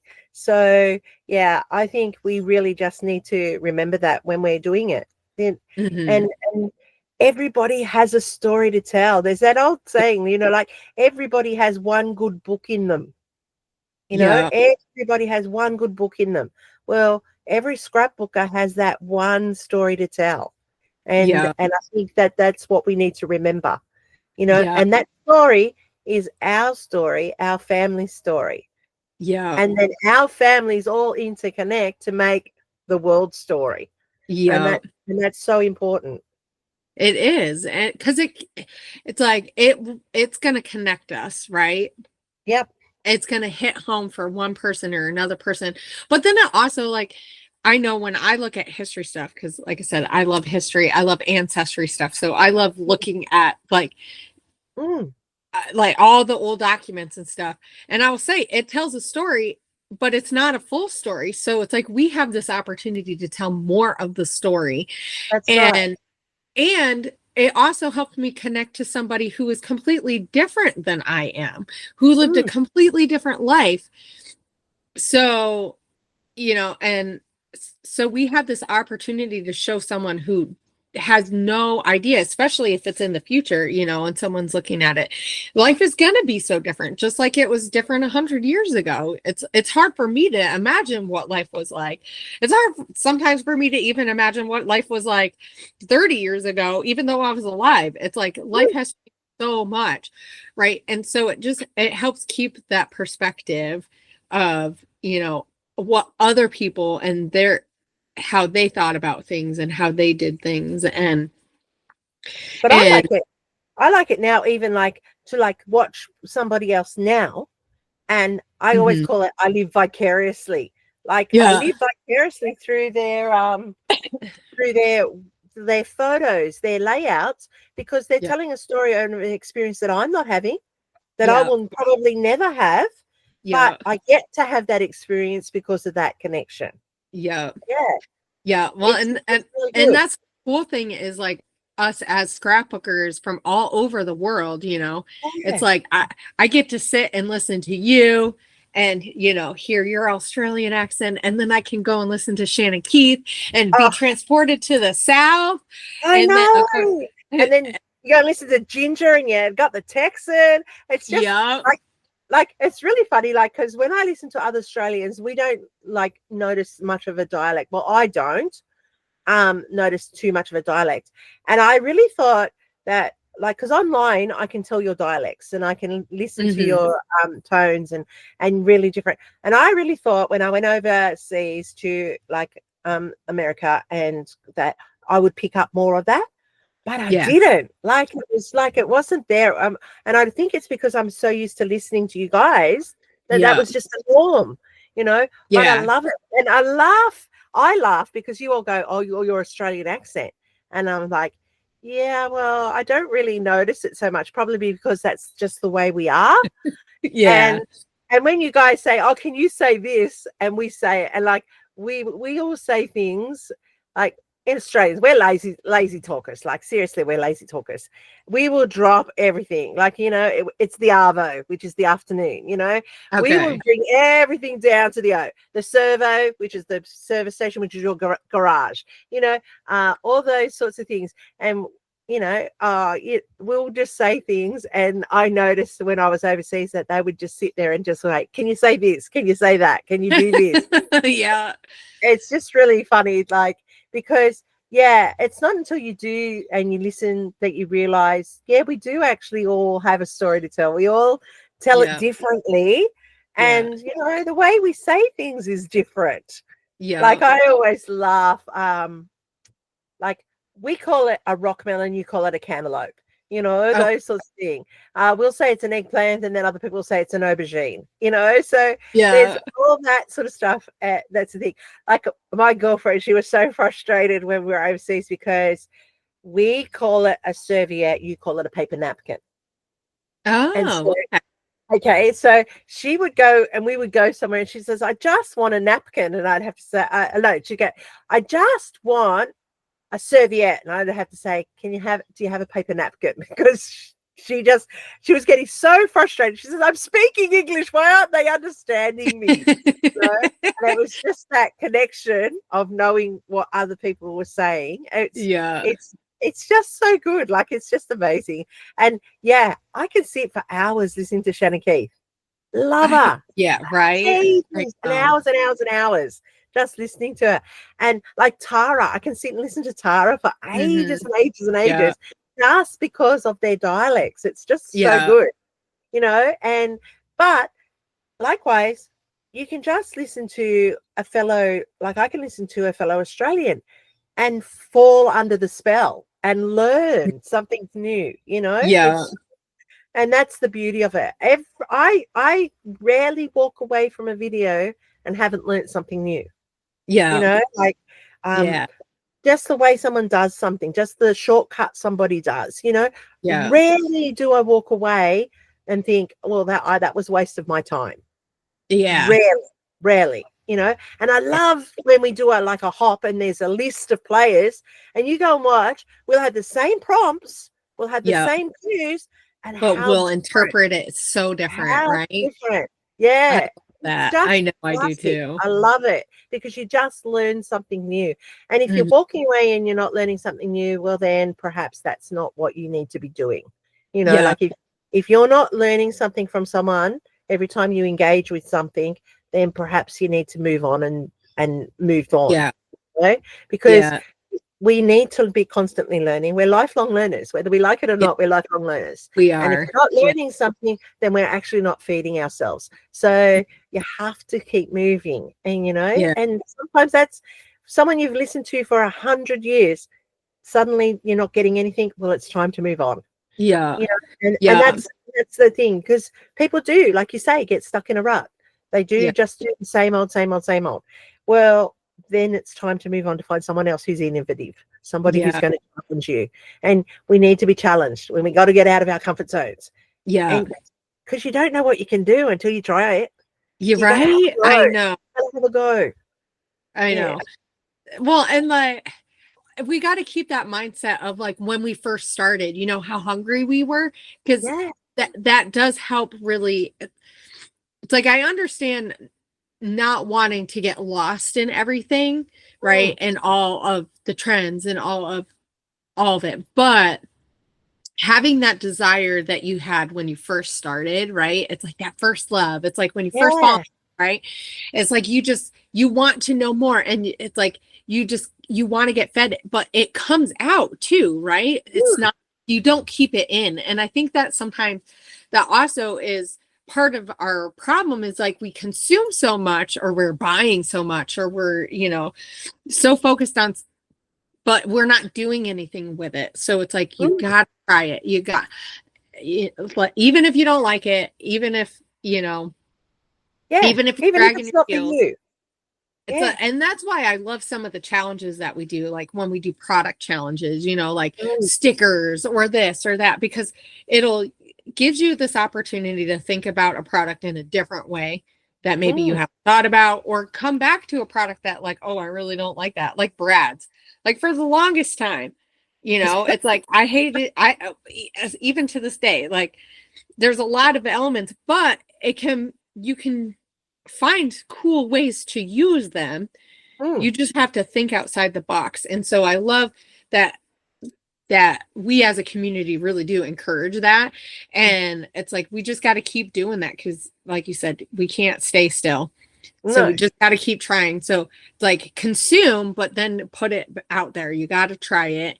And you know, because that's one, it really does solidify who you are as a creative person, you know, as you're Mm. trying things. it's like you're growing, but then you're like, oh, I really know that this is, but how can I add this to this part of the core of me? Like, how can I make this work within the boundaries of who I am? And Exactly. that's where, like, when we all have the same prompt, we all do it differently because we all are coming at it from a different perspective. And it's so cool because it does give us ideas that we can try and help us evolve as creative people. So, Yep. That's what I think. Yeah, it's really important. And also it triggers what you used to do and you yeah, used to love. yeah, So, you know, like rub-ons aren't new. They've been on for like forever. But yeah, suddenly they're the new craze again. yeah. And I know. I noticed that you know, you notice? Arden Yeah, Hills, or no, it's just Arden, isn't it? They're yeah. because they're a newer company. I feel like they're a newer company. And they have a ton of them. I was noticing because I stopped at their booth. They were so tired by the time I stopped at their booth. It was the end of the day. And so I could tell, like, that they were like all peopled out. Yep. Yep. Yep. I get it. But so I was watching something else and I was like, oh, I didn't even notice that they had those because I had seen a few things and I put it in my memory bank of like, oh, they have some cool Yeah. stuff that I would like to try.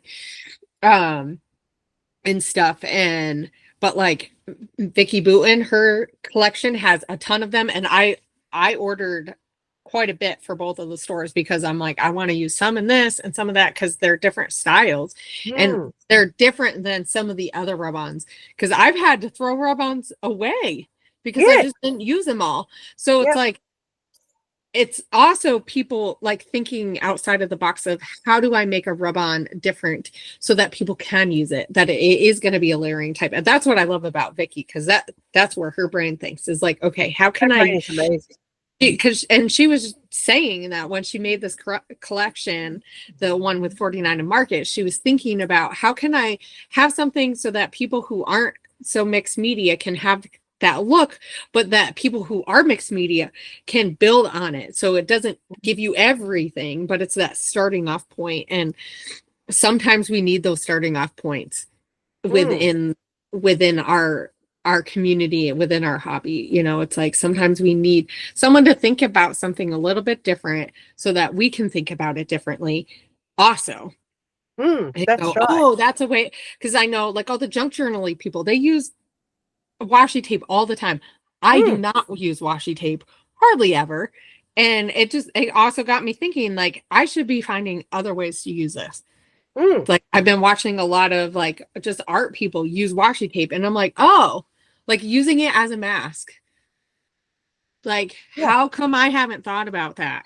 Absolutely. So now I need to do a layout with washi tape as a mask because and I've seen that and it's triggered an idea.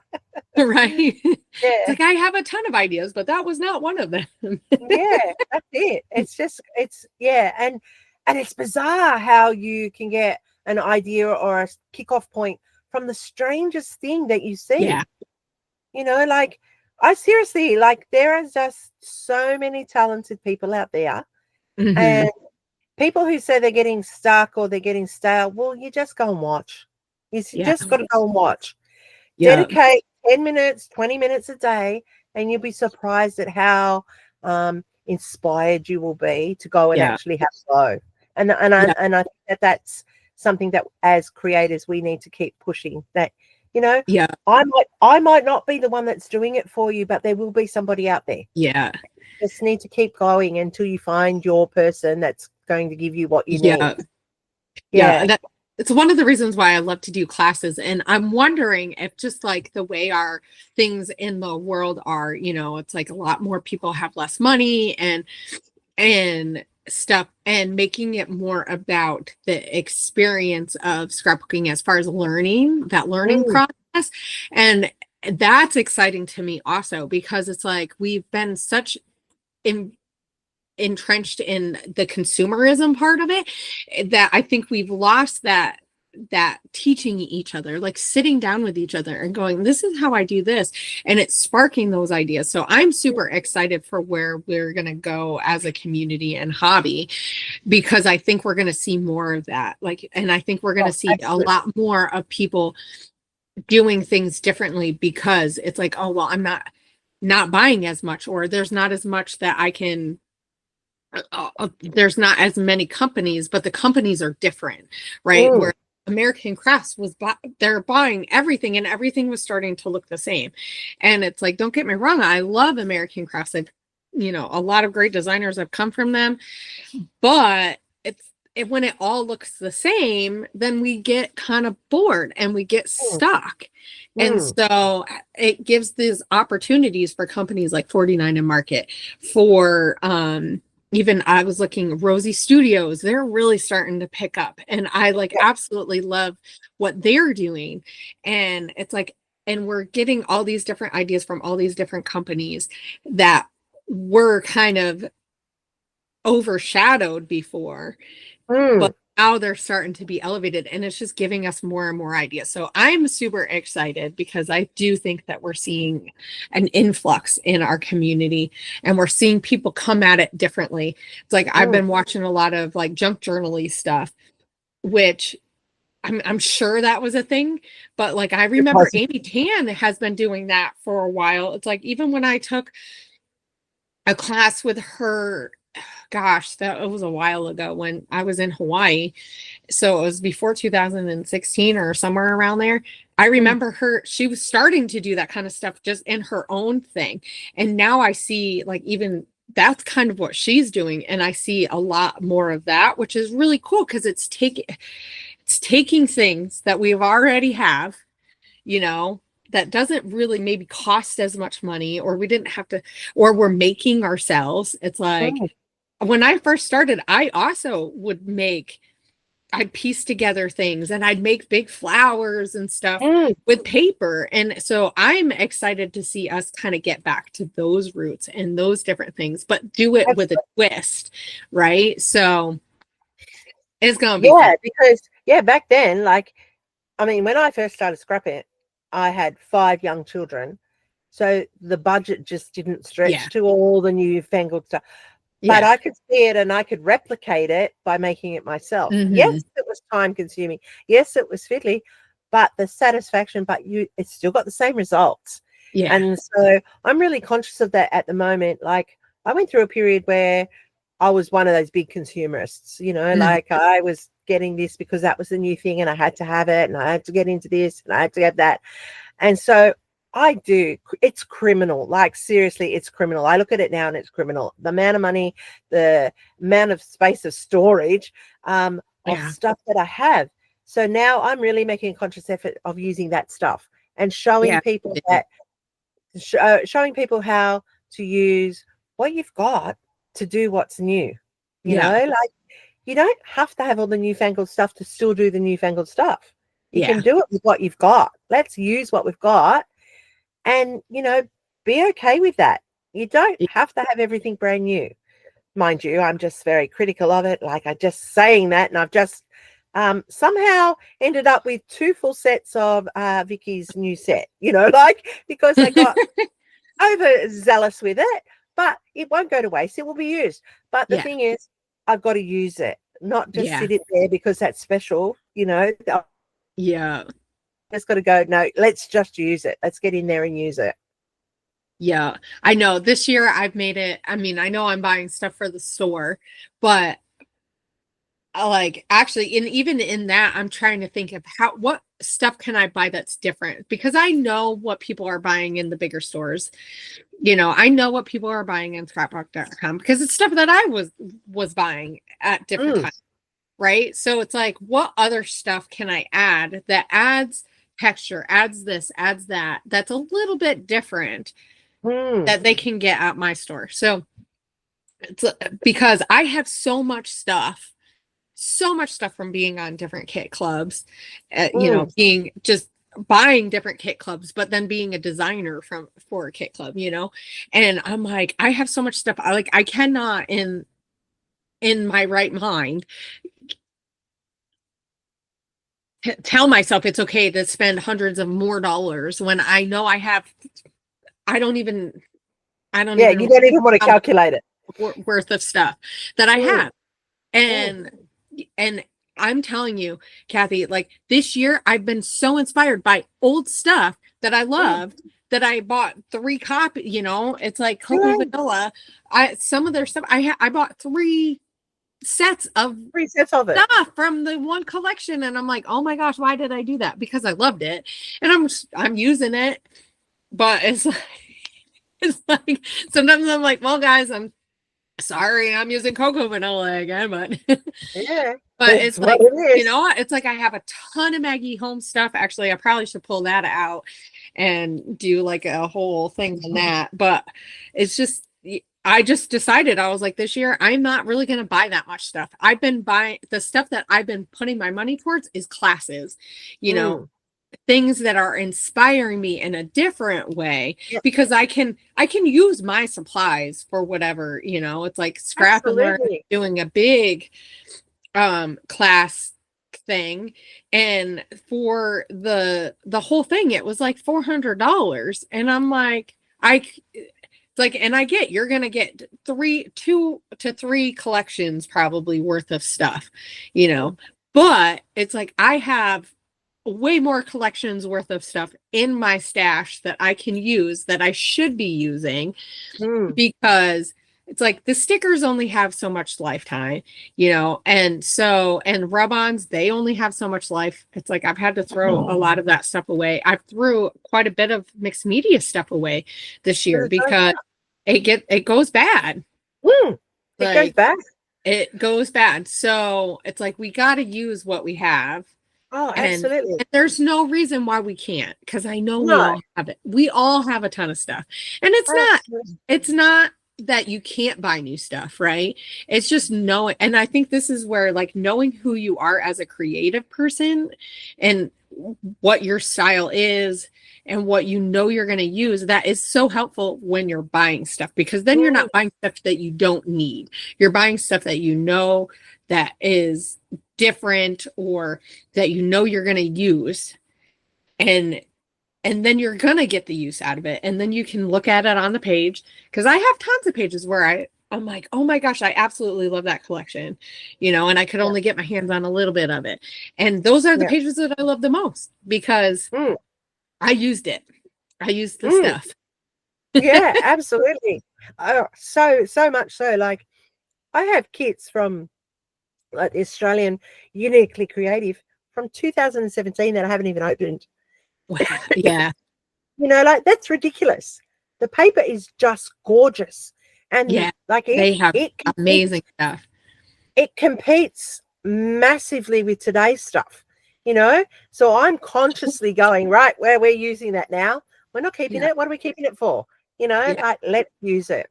And A and B sides are so good. Which side am I going to use? Oh, well, if you don't use the other side, doesn't matter. Doesn't matter. Just use it. Yeah.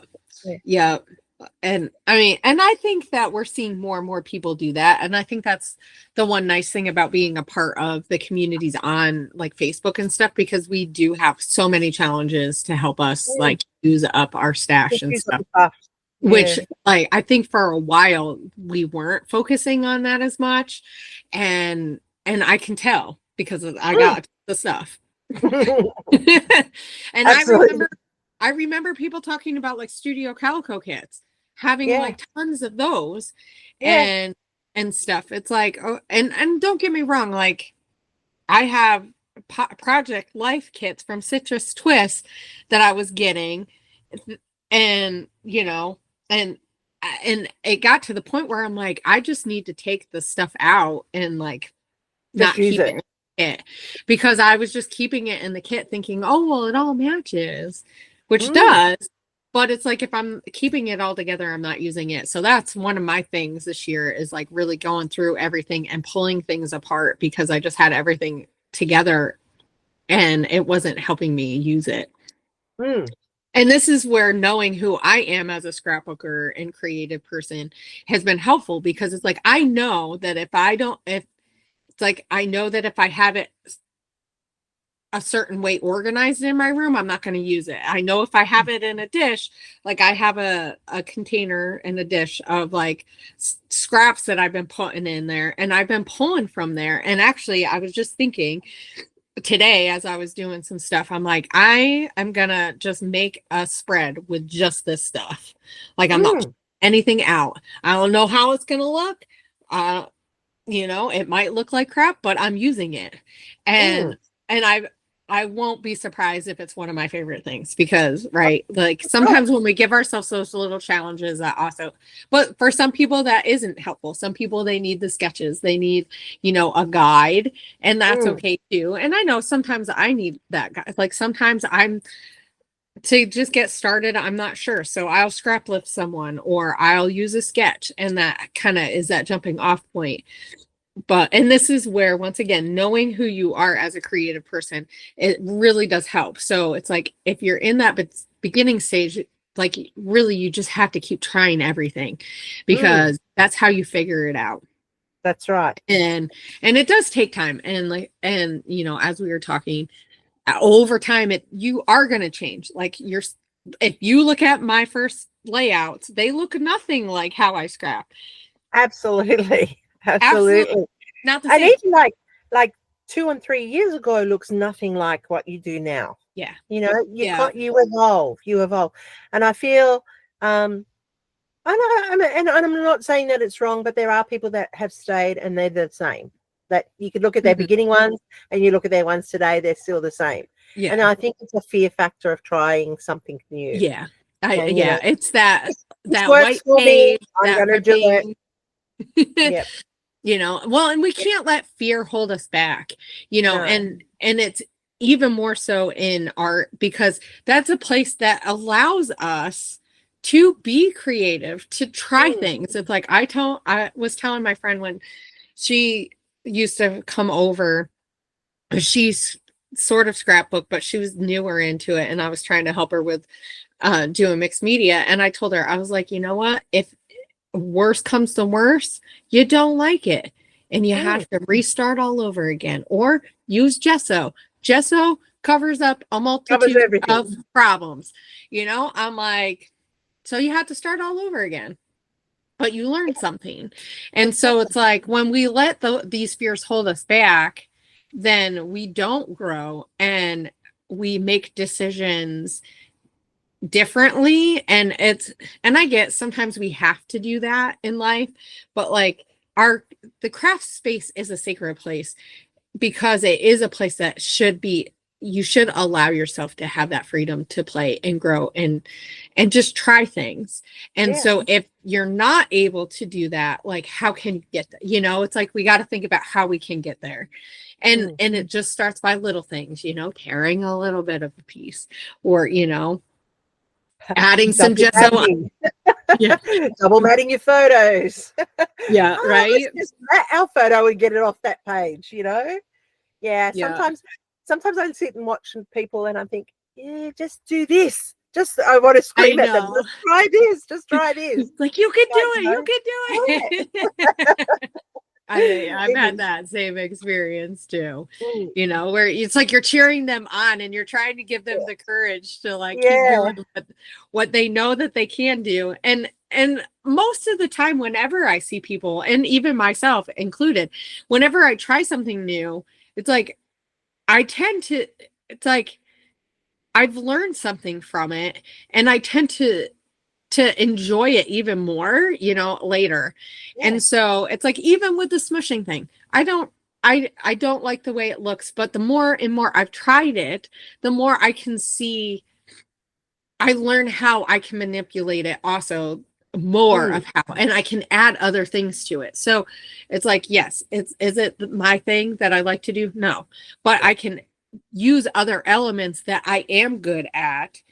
And that's part of it sometimes too, is that we just haven't done it enough that it feels comfortable. You know, when we do new things, it doesn't feel comfortable because it's new. And so and I think when we're watching people who know what they're doing and have done it a lot, or that's their wheelhouse, like that's really where we can learn how to do it better for us, you know? Absolutely. So Yeah. Like you watch people like I'm on a big thing at the moment of watching people that are like stamping on their layouts. yeah, You know, I've got so many stamps, use them, but you're they right. just do it naturally, like it just naturally. Whereas to me, to put stamping onto my layout, I've got to consciously think about doing that. Yeah, I do too. Whereas for them, they naturally do it. And it's great watching them work it because you go, yeah, I can do that. I can do Yeah, that. That's right. gonna work. That will work. Yeah, but you need to see somebody doing it to inspire you to then do it. Mm, And that's the beauty of what we do. And that's why I think it's so good that there are so many different styles and so many yeah, different things that people do. right. Yeah, Because you will find your niche, you will yeah, find your style, and you will find your love, yeah, but you've got to give it a go.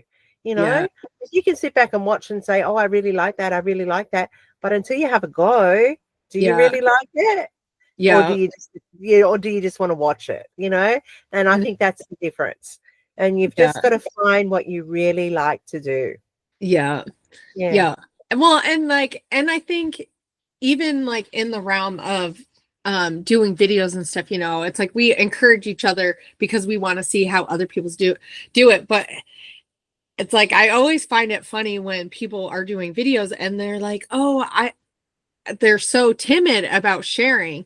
And I Mm, get it, there's a lot that you're putting out there, but it's like, well, then don't do it. Do it. Find a way that you can share that works for you too. Cause it's like, I think sometimes we feel like, oh, I have to do it this way because everybody else is doing it this way. This is the cool way to do it.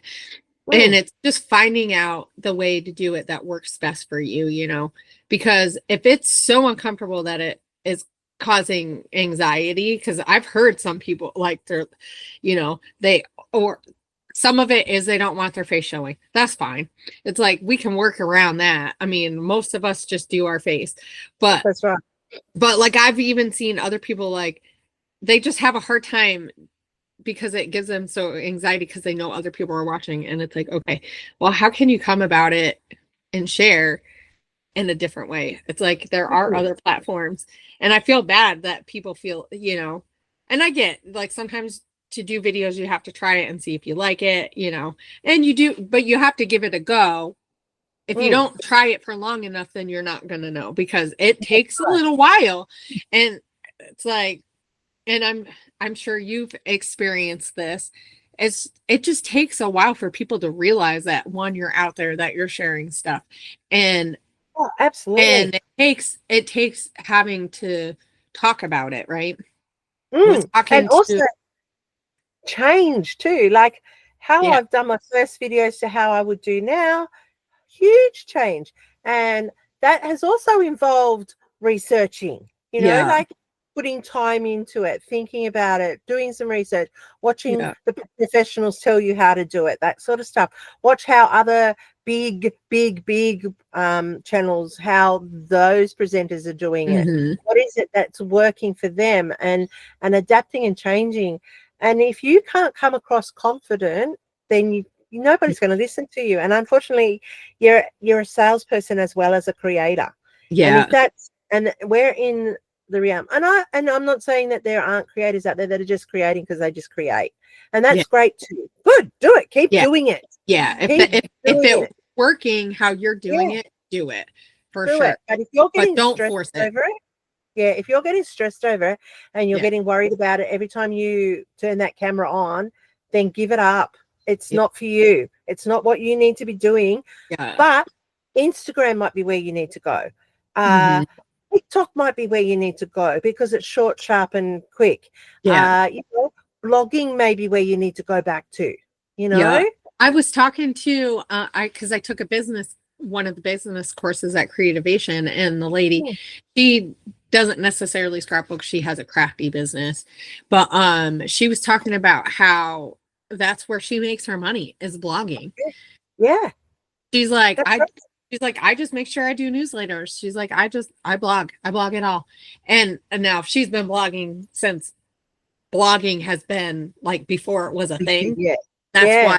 she's able to make money off of it, but like there's still a platform there, and actually no, there's hardly anybody there anymore. I bet you could probably like get a lot more views when the Crafty Maven, because we took like that channel also took a break because I was the one running it, and I was looking when I was starting everything back up, I was looking at it, just looking at the numbers of the blog. Now I wasn't paying for a website, so it was just a blog, it was just a WordPress blog, and I was looking at the views, and we were consistently getting views, like quite a bit of views. I was telling my husband, I was like, can you believe we had 1,000 views like this year? No one was posting anything. We were not posting anything at all. Yep. And so it's like you just have to find your platform and your niche that works for you, that is comfortable. It's like, I know I've had a hard time with, because everything is changing, and I've got so used to just doing YouTube, like with all the shorts and how they're changing with everything, you know, and they want the reels and the shorts and all this stuff. And it's like, I keep going back and forth because I'm like, that's not where my heart is at. And that's the biggest key. Like, I've done a lot of research on that as well through the YouTube community. And they're saying, do you short or do you long form, or do you do both? Well, you've got to commit to one. You can't. They're all saying it. You commit to one. You know, you can do both, but if you're committing to both, you've got to spend the same amount of time. And that's where people are making mistakes. So I've been doing some shorts, and I love that you do shorts though, because there is not, as like on Instagram, there's quite a few people who do shorts, and that's what they do. But not necessarily. Some of them are scrapbooky, but a lot of them are more in the art world. And that's kind of where I'm like, you know, this is super cool. And I love that you do it, because it's one other person that is in our niche that is doing that, you know? So somebody who might not have seen anything about scrapbooking but they're watching shorts, they're going to see yours, you know? And it's really funny because I did one a couple of weeks ago, short, and it had a mini micro. So like it got 2,000 views, right? And then Friday I changed up my little one. I changed it up a little bit, and it had another micro. So like I had 1,800 views on that one. Woo! Whereas, so other ones you can put out there and you get 2, 30, 40, 100, whatever. But then suddenly it'll just, whether it's the timing of when it lands or it's suddenly what people are wanting to watch. But I find that with the shorts, you know, like you've got to really be focused on what you want across, because there is definitely a skill to it. Like it's very different to long form, very different to long form. You see your little shorts people, and they're doing real life shorts, and they're getting thousands and thousands and thousands of hits because they're doing the real life stuff. But for us crafters, for us people in the crafting world, you've really got to hit the mark for it to work. You know, well, and I think that's the hard part about the shorts and the short content is that it's like getting that across. And it's, for me, it's super hard because I know, well, one, I know I'm long-winded. Like I can talk forever. And I've always been this way, and which is fine. But so I've had to think about, how am I going to do shorts differently? So when the shorts that I've been doing like, I've been working on my pegboard and working on organization. And that's what I've been doing shorts on, because I'm like, you know, this is a little bit different. One, it also is going to hit different people. So they're going to come look at my channel and see other things and maybe be inspired. And so I've just had to think differently. Like, okay, what am I not doing long content that I don't know if I'd want to spend the time doing long content? Like I can film myself and then just speed it up and show like, oh, I did this space, I cleaned the space or whatever. And I'm getting a ton of hits off of that, which, or at least on Instagram, or views, I should. And it's not showing up in like likes and shares, I don't think yet, but it takes time. And I think that's one thing that like we just as creators who share online, we just have to remember we're playing the long game. Like, it does not happen fast. No, It's like, and yeah, you might have a few videos that do really well and that'll, bump up your thing. But like, I know for the longest time, when YouTube switched their requirements for what they wanted for monetization, it was the 3,000 hours of watched minutes. And I remember people freaking out because they were monetized and they were really close to not being monetized. And they're like, I need people to watch. And so like people would just keep their channel on. But like now I see, and I'm like, that's not doable over time. And I think that's one thing I just had to give up is like, I can't worry about whether or not I'm going to get monetized. It's like, I think I've gotten $200 from YouTube. So like, you're not making money from there. And you're probably not going to make money anywhere else. No. Like, and you just have to be okay with that. If that's what you want, if you wanted to make money from it, you're just not going to. It's like, you just have to be happy. You have to be happy with getting supplies, which, I mean, don't get like, it's nice to get free stuff, you're not paying for it. So it's like, if that's what you're wanting to get out of it. And I think we're just coming into an age where people aren't buying as much. So it's like having practical inspiration where people can learn. And I think that's where maybe, it's like trying to think ahead of the trends and stuff. And I remember when I first started YouTube, I took a business course and scrapbooking, and I was doing videos, and I remember asking like, what about, because they talk nothing about doing videos at all. And it was like a big scrapbooky, I forget what company did it, but it was a big scrapbooky company. And I was like, well, what about videos? And they're like, like they weren't worried about it at all. And look at it now. Like that's like, to be on any team, you have to have some kind of social media presence. Absolutely. And so it's just figuring out if you want to share online, where do you want to share, and just pick, because it's like you could spend so much time sharing stuff, and it's like, like that's the part that I hate. And not that I don't like sharing my stuff. It's feeling like I had to share everywhere. Right. And so, and like, even now I'm like kind of on the fence of like, do I want to share on TikTok? I was like, it's like, I feel like that's an area that maybe there's probably not as many scrapbookers, but I don't know. It's a limited pool over there on TikTok. I do occasionally go and dabble in TikTok. But if I really wanted to take off, that would be where I'd have to focus, because you need to focus.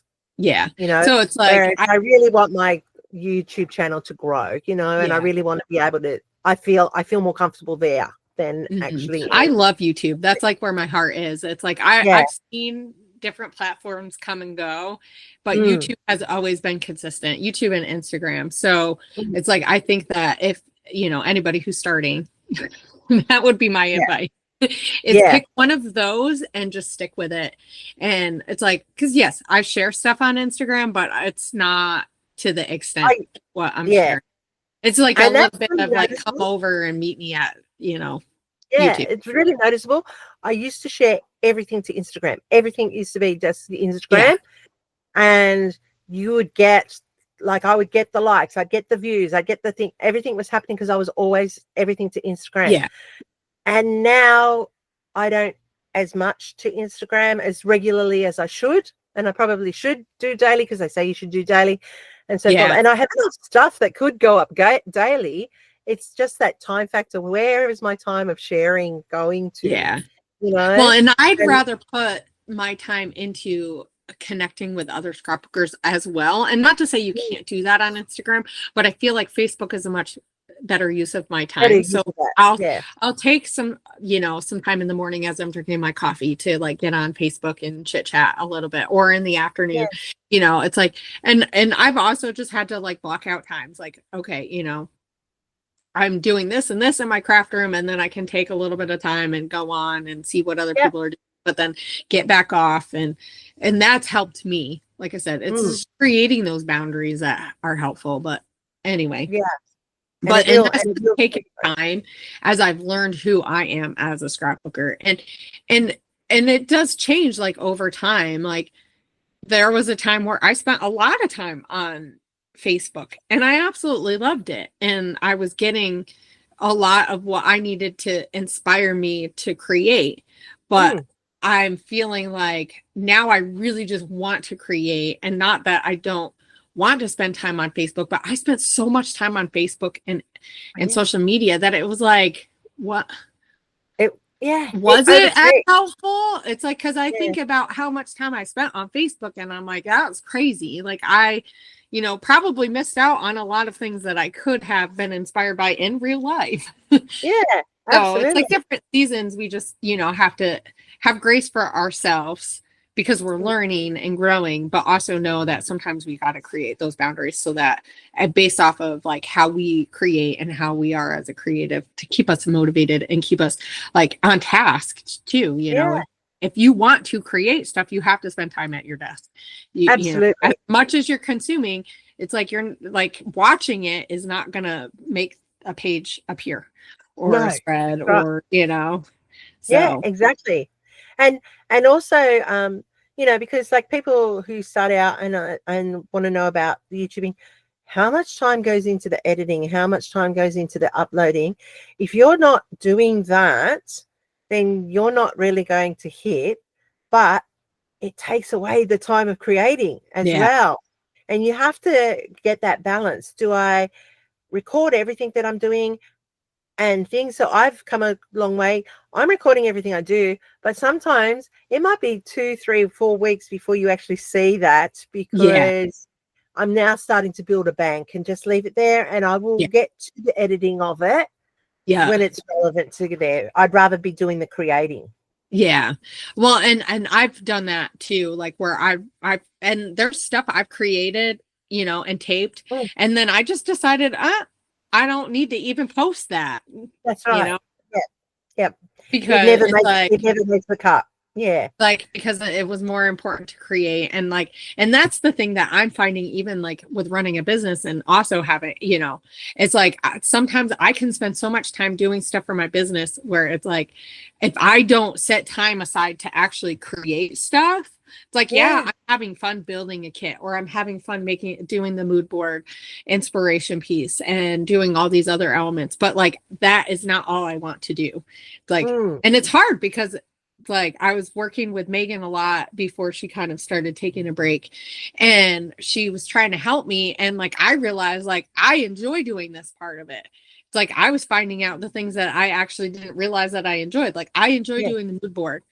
Like it's like I let her do one, or I had her do one because I was like, oh, I need help. And she was like, yeah, I'll do it. And then and she came back to me and she was like, I didn't like doing this. Like, she didn't like it as much. So I was like, okay, what if you did sketches? Because she loves making sketches, and it's like I was trying to think of things that I thought would help fill her cup, that she could do something creative with maybe not doing something creative, or like having to sit down at the desk and stuff. But it's that learning, because you don't know until you're doing it whether or not you like doing that, and do I want to spend all my time doing that. And I've just found that like I have to schedule time at my actual desk, or I will be doing all the other things because they're always going to be there, the organizing, the it's like all that, the social media stuff, that stuff is always going to be there. But that those pictures and those stories and that inspiration will be fleeting. It's like, if you don't, it's like, you can have that stuff in your head, but if it doesn't come out, it's like eventually it gets stopped up, and it's like a traffic flow, Yeah. And then you become stuck, and it's like, I don't even know where to begin, you know? And I find that sometimes that it's just leave the camera off, just create. Yeah. Get back in the mojo. Yeah. Yeah, Yeah. and that's what I did a lot of time during my break is like I would just create stuff and I was like I just want to do it without the camera because I was just doing everything with the camera on, and even Mm, though I wasn't posting everything all the time, I was consciously like doing this aspect of it, and I was like, for me, I need to just do it without the camera at all. Like, mm, whether or not I finish something, it's like yeah. and that helped me find get a little bit of a different joy out of it. And I will say, as I started coming back, and I started after that long break, and I was getting at my desk, and I was like, I miss sharing. Mm, It's like I don't miss the editing part.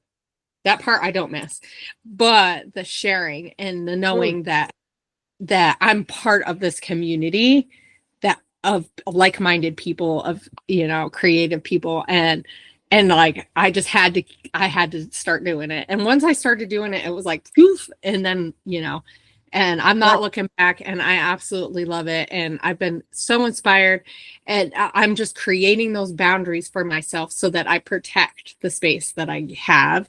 So yeah, because I don't, it's like I don't want to burn out, and I want to help other people, them learn how to not burn out also, because it's just so easy.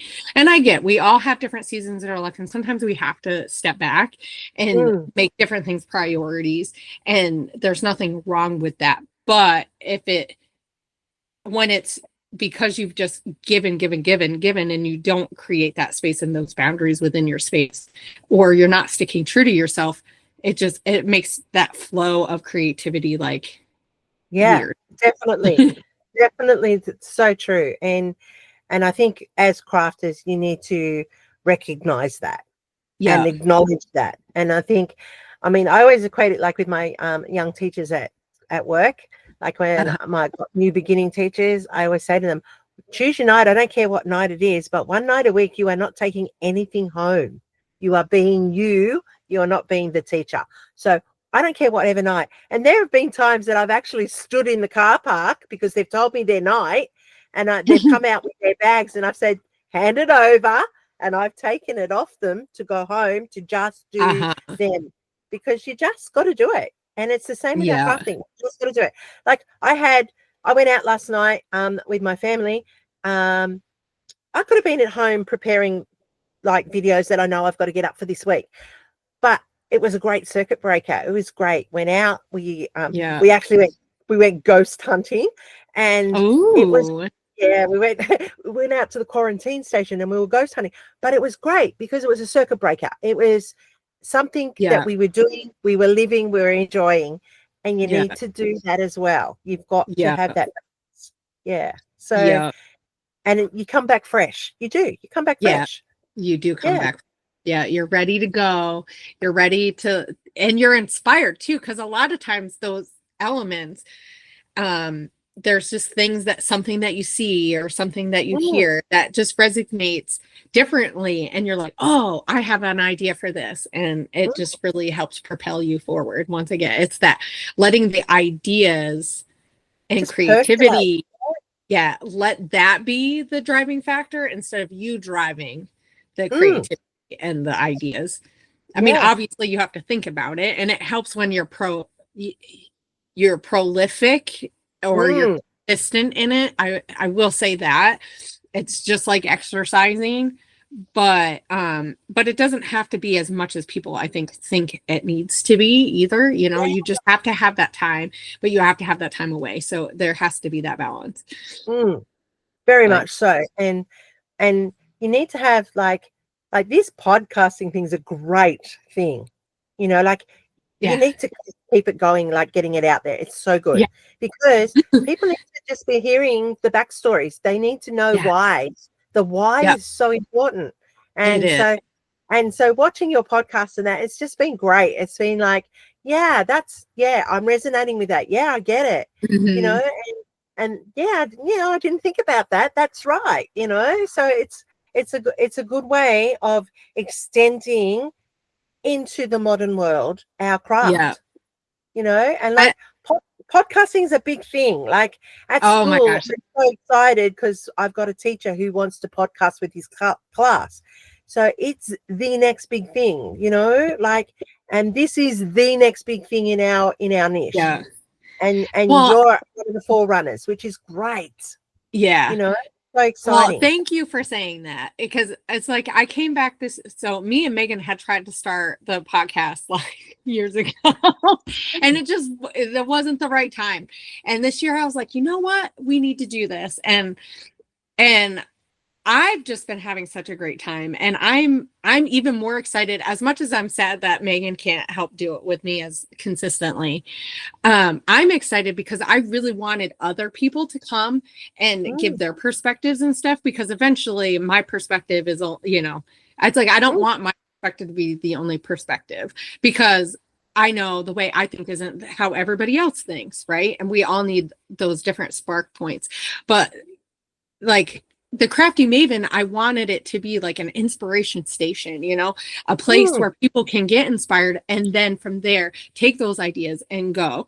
And so it's like when I restarted it back up, I was like, okay, how can I do this differently this time in a way that's going to help the community? And I was like, we got to do scrappy chats, because that's like, there's just something about listening to other people talk about how they do their process, how they do this or that it just sparks these ideas and these conversations that maybe aren't easy to have, like when you're doing your layout, you know.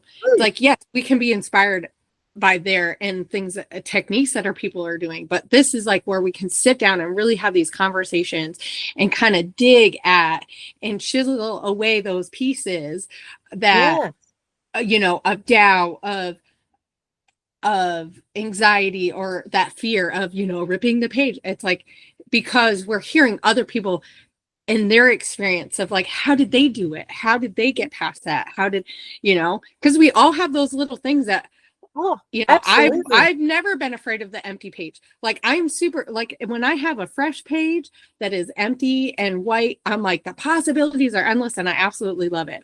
But like things like sketches, that's a harder thing for me, because it's like, there's something that someone wants me to follow this rule and I don't want to follow those rules. So but it really gets me thinking about how can I make that into me? You know, how can I twist it and change it just enough that you see the original blueprint, but there's more of me on that page than so resonates that. Like, right? I love scrap lifting, like seriously, because people are just so talented. And I love scrap lifting. But there was a period of my time when I scrap lifted, if mine wasn't exact, then it was a failure. Yeah. You know, like if mine wasn't an exact replica of what that person did, I always felt that I was a failure. I'm not doing that scrap lift because my photos aren't the right size, or I'm not doing that because I don't have that product. So I felt that that was a really big thing.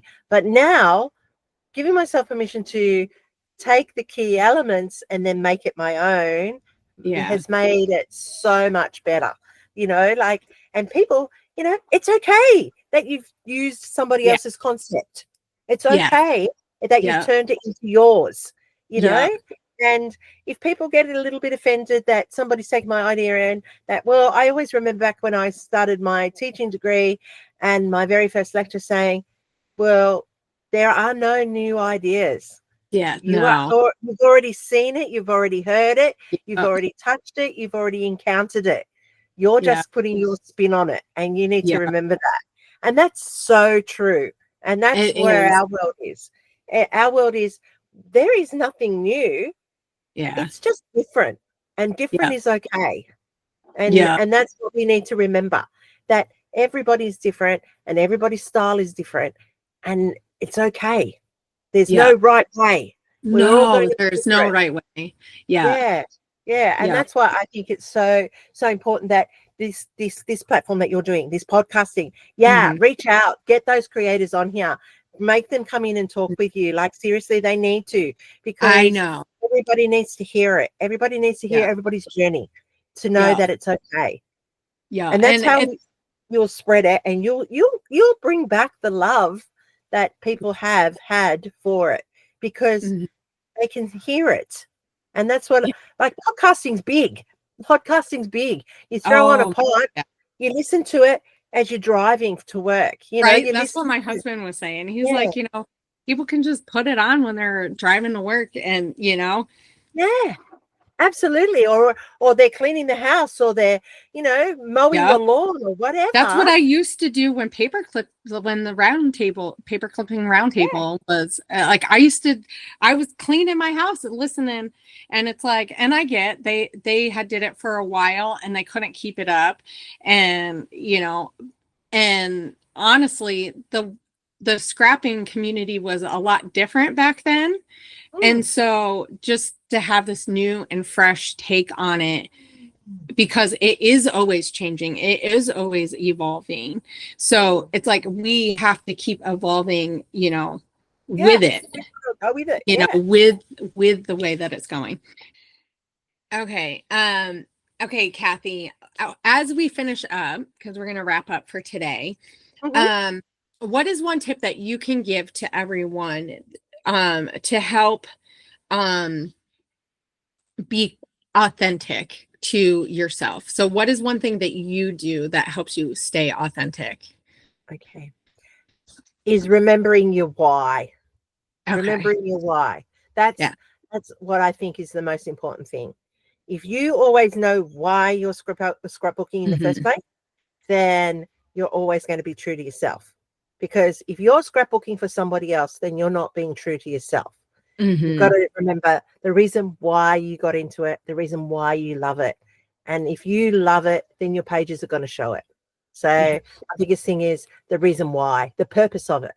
Yeah. Why am I doing this? And I Yeah. think if you can honestly sit down at every page and know the why, and it's Yeah. not because you want to enter into a challenge, or it's not because someone's put up some parameters for you, but it's because you want to get down, or you want to tell your story, or you want to give this memory to your family. Whatever your why is, if you can honestly answer that question for your layouts, then your layouts are going to be great. They're going to be Hmm. what you want, and you won't lose that love. Yeah. Yeah. Yeah. Well, and also I think that sometimes remembering that your why can change, over time. Mhm. And it And will. like connecting that with the season that you're in and giving yourself grace to go, okay, I'm in this season, so my reason why is this. But Mm. just I love that.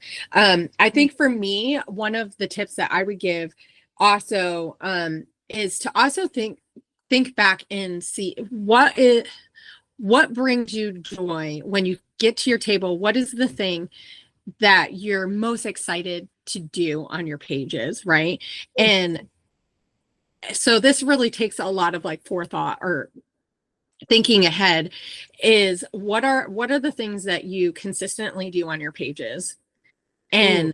and what, when you get to your desk, what are you really excited to do, Mm.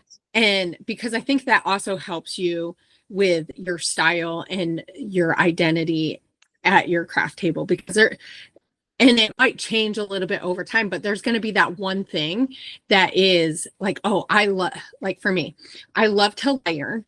I just love the layer because I love to see all the texture with the layers. And then I Mm. also love to create texture and layers with mixed media, Mm. right? So when I get it, I get so excited when I think about like going in and getting the papers and building them up. And sometimes, yes, I go overboard, of course, but it brings me so much joy. And so Yeah. when I think about that, that is something that I don't want to lose. And I know that that's a core part of who I am as a creator, is creating those textures with layers, creating those textures with some kind of media. Because and I think sometimes with the media for me is this opportunity to learn and grow, just because media, there is a lot that you can manipulate to be a certain way, but there's a Yeah. lot of uncertainty in it, right? And Absolutely.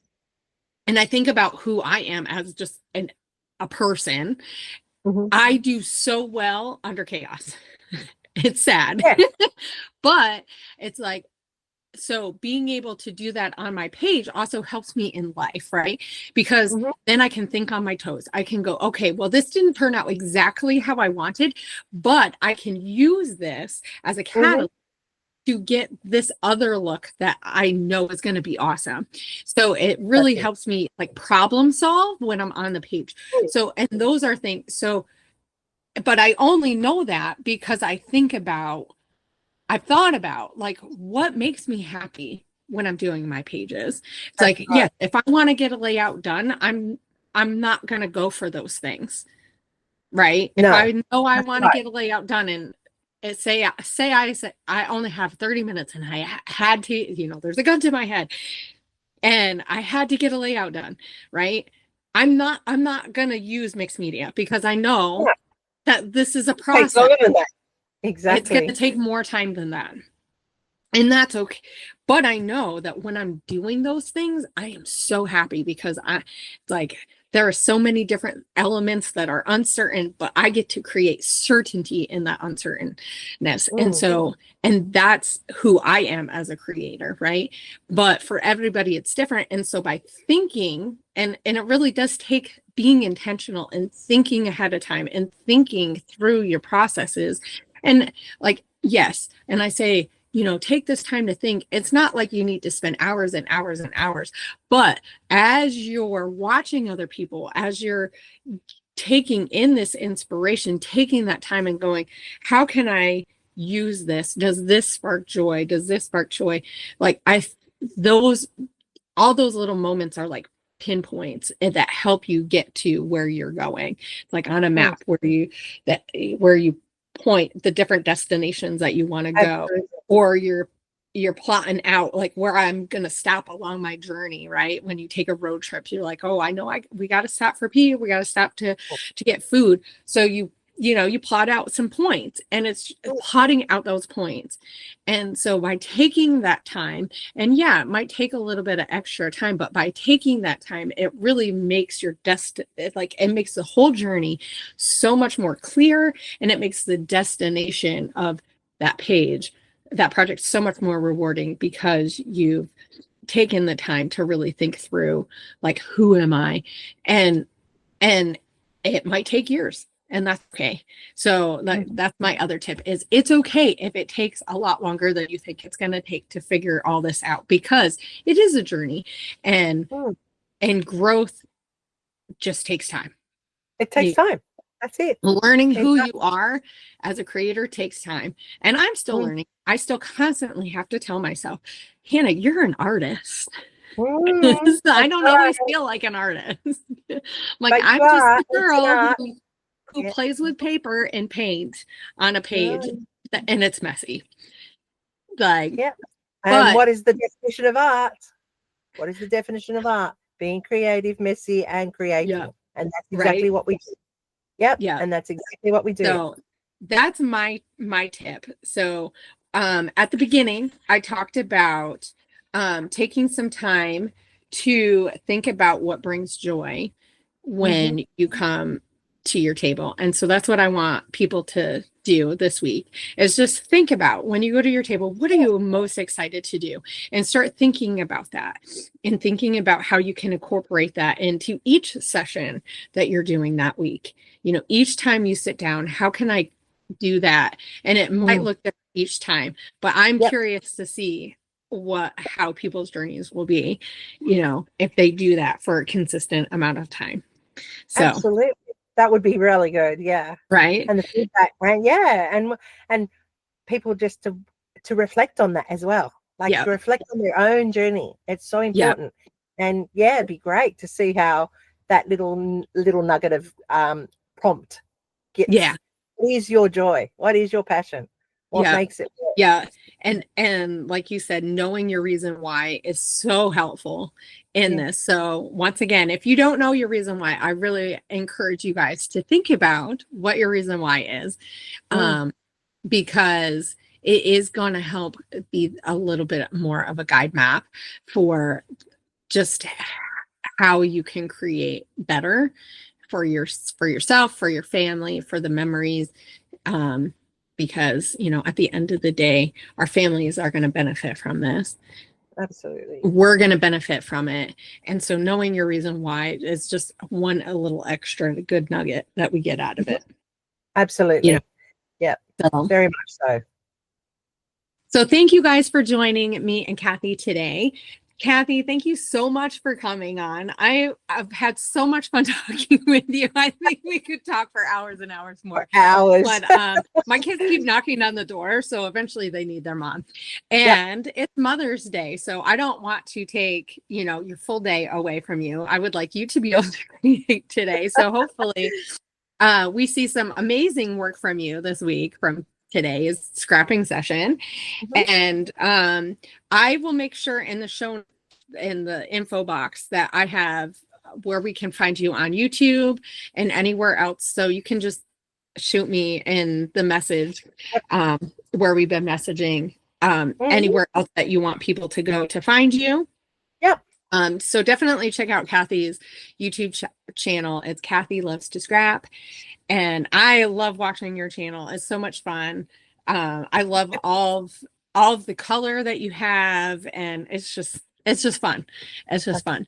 So, and I mean, that's just what we are as a community, right? We're just fun. We're having fun. So, we're going to continue to go through the series with creative identity, and some other ladies are going to be joining, but Kathy, you're more than welcome to come back anytime. And we can keep talking about all, because there's a plethora of things that we can talk about, you know, I mean, so many things. And so thank you for joining us, and we will see you guys later. And don't forget to comment, subscribe, you know, thumbs up, all that good stuff if you want to keep listening to us, because, you know, we're here for you guys. We're here to inspire you guys so that you guys can get the most out of your scrap time. So I'll see you guys next week. Bye. Bye.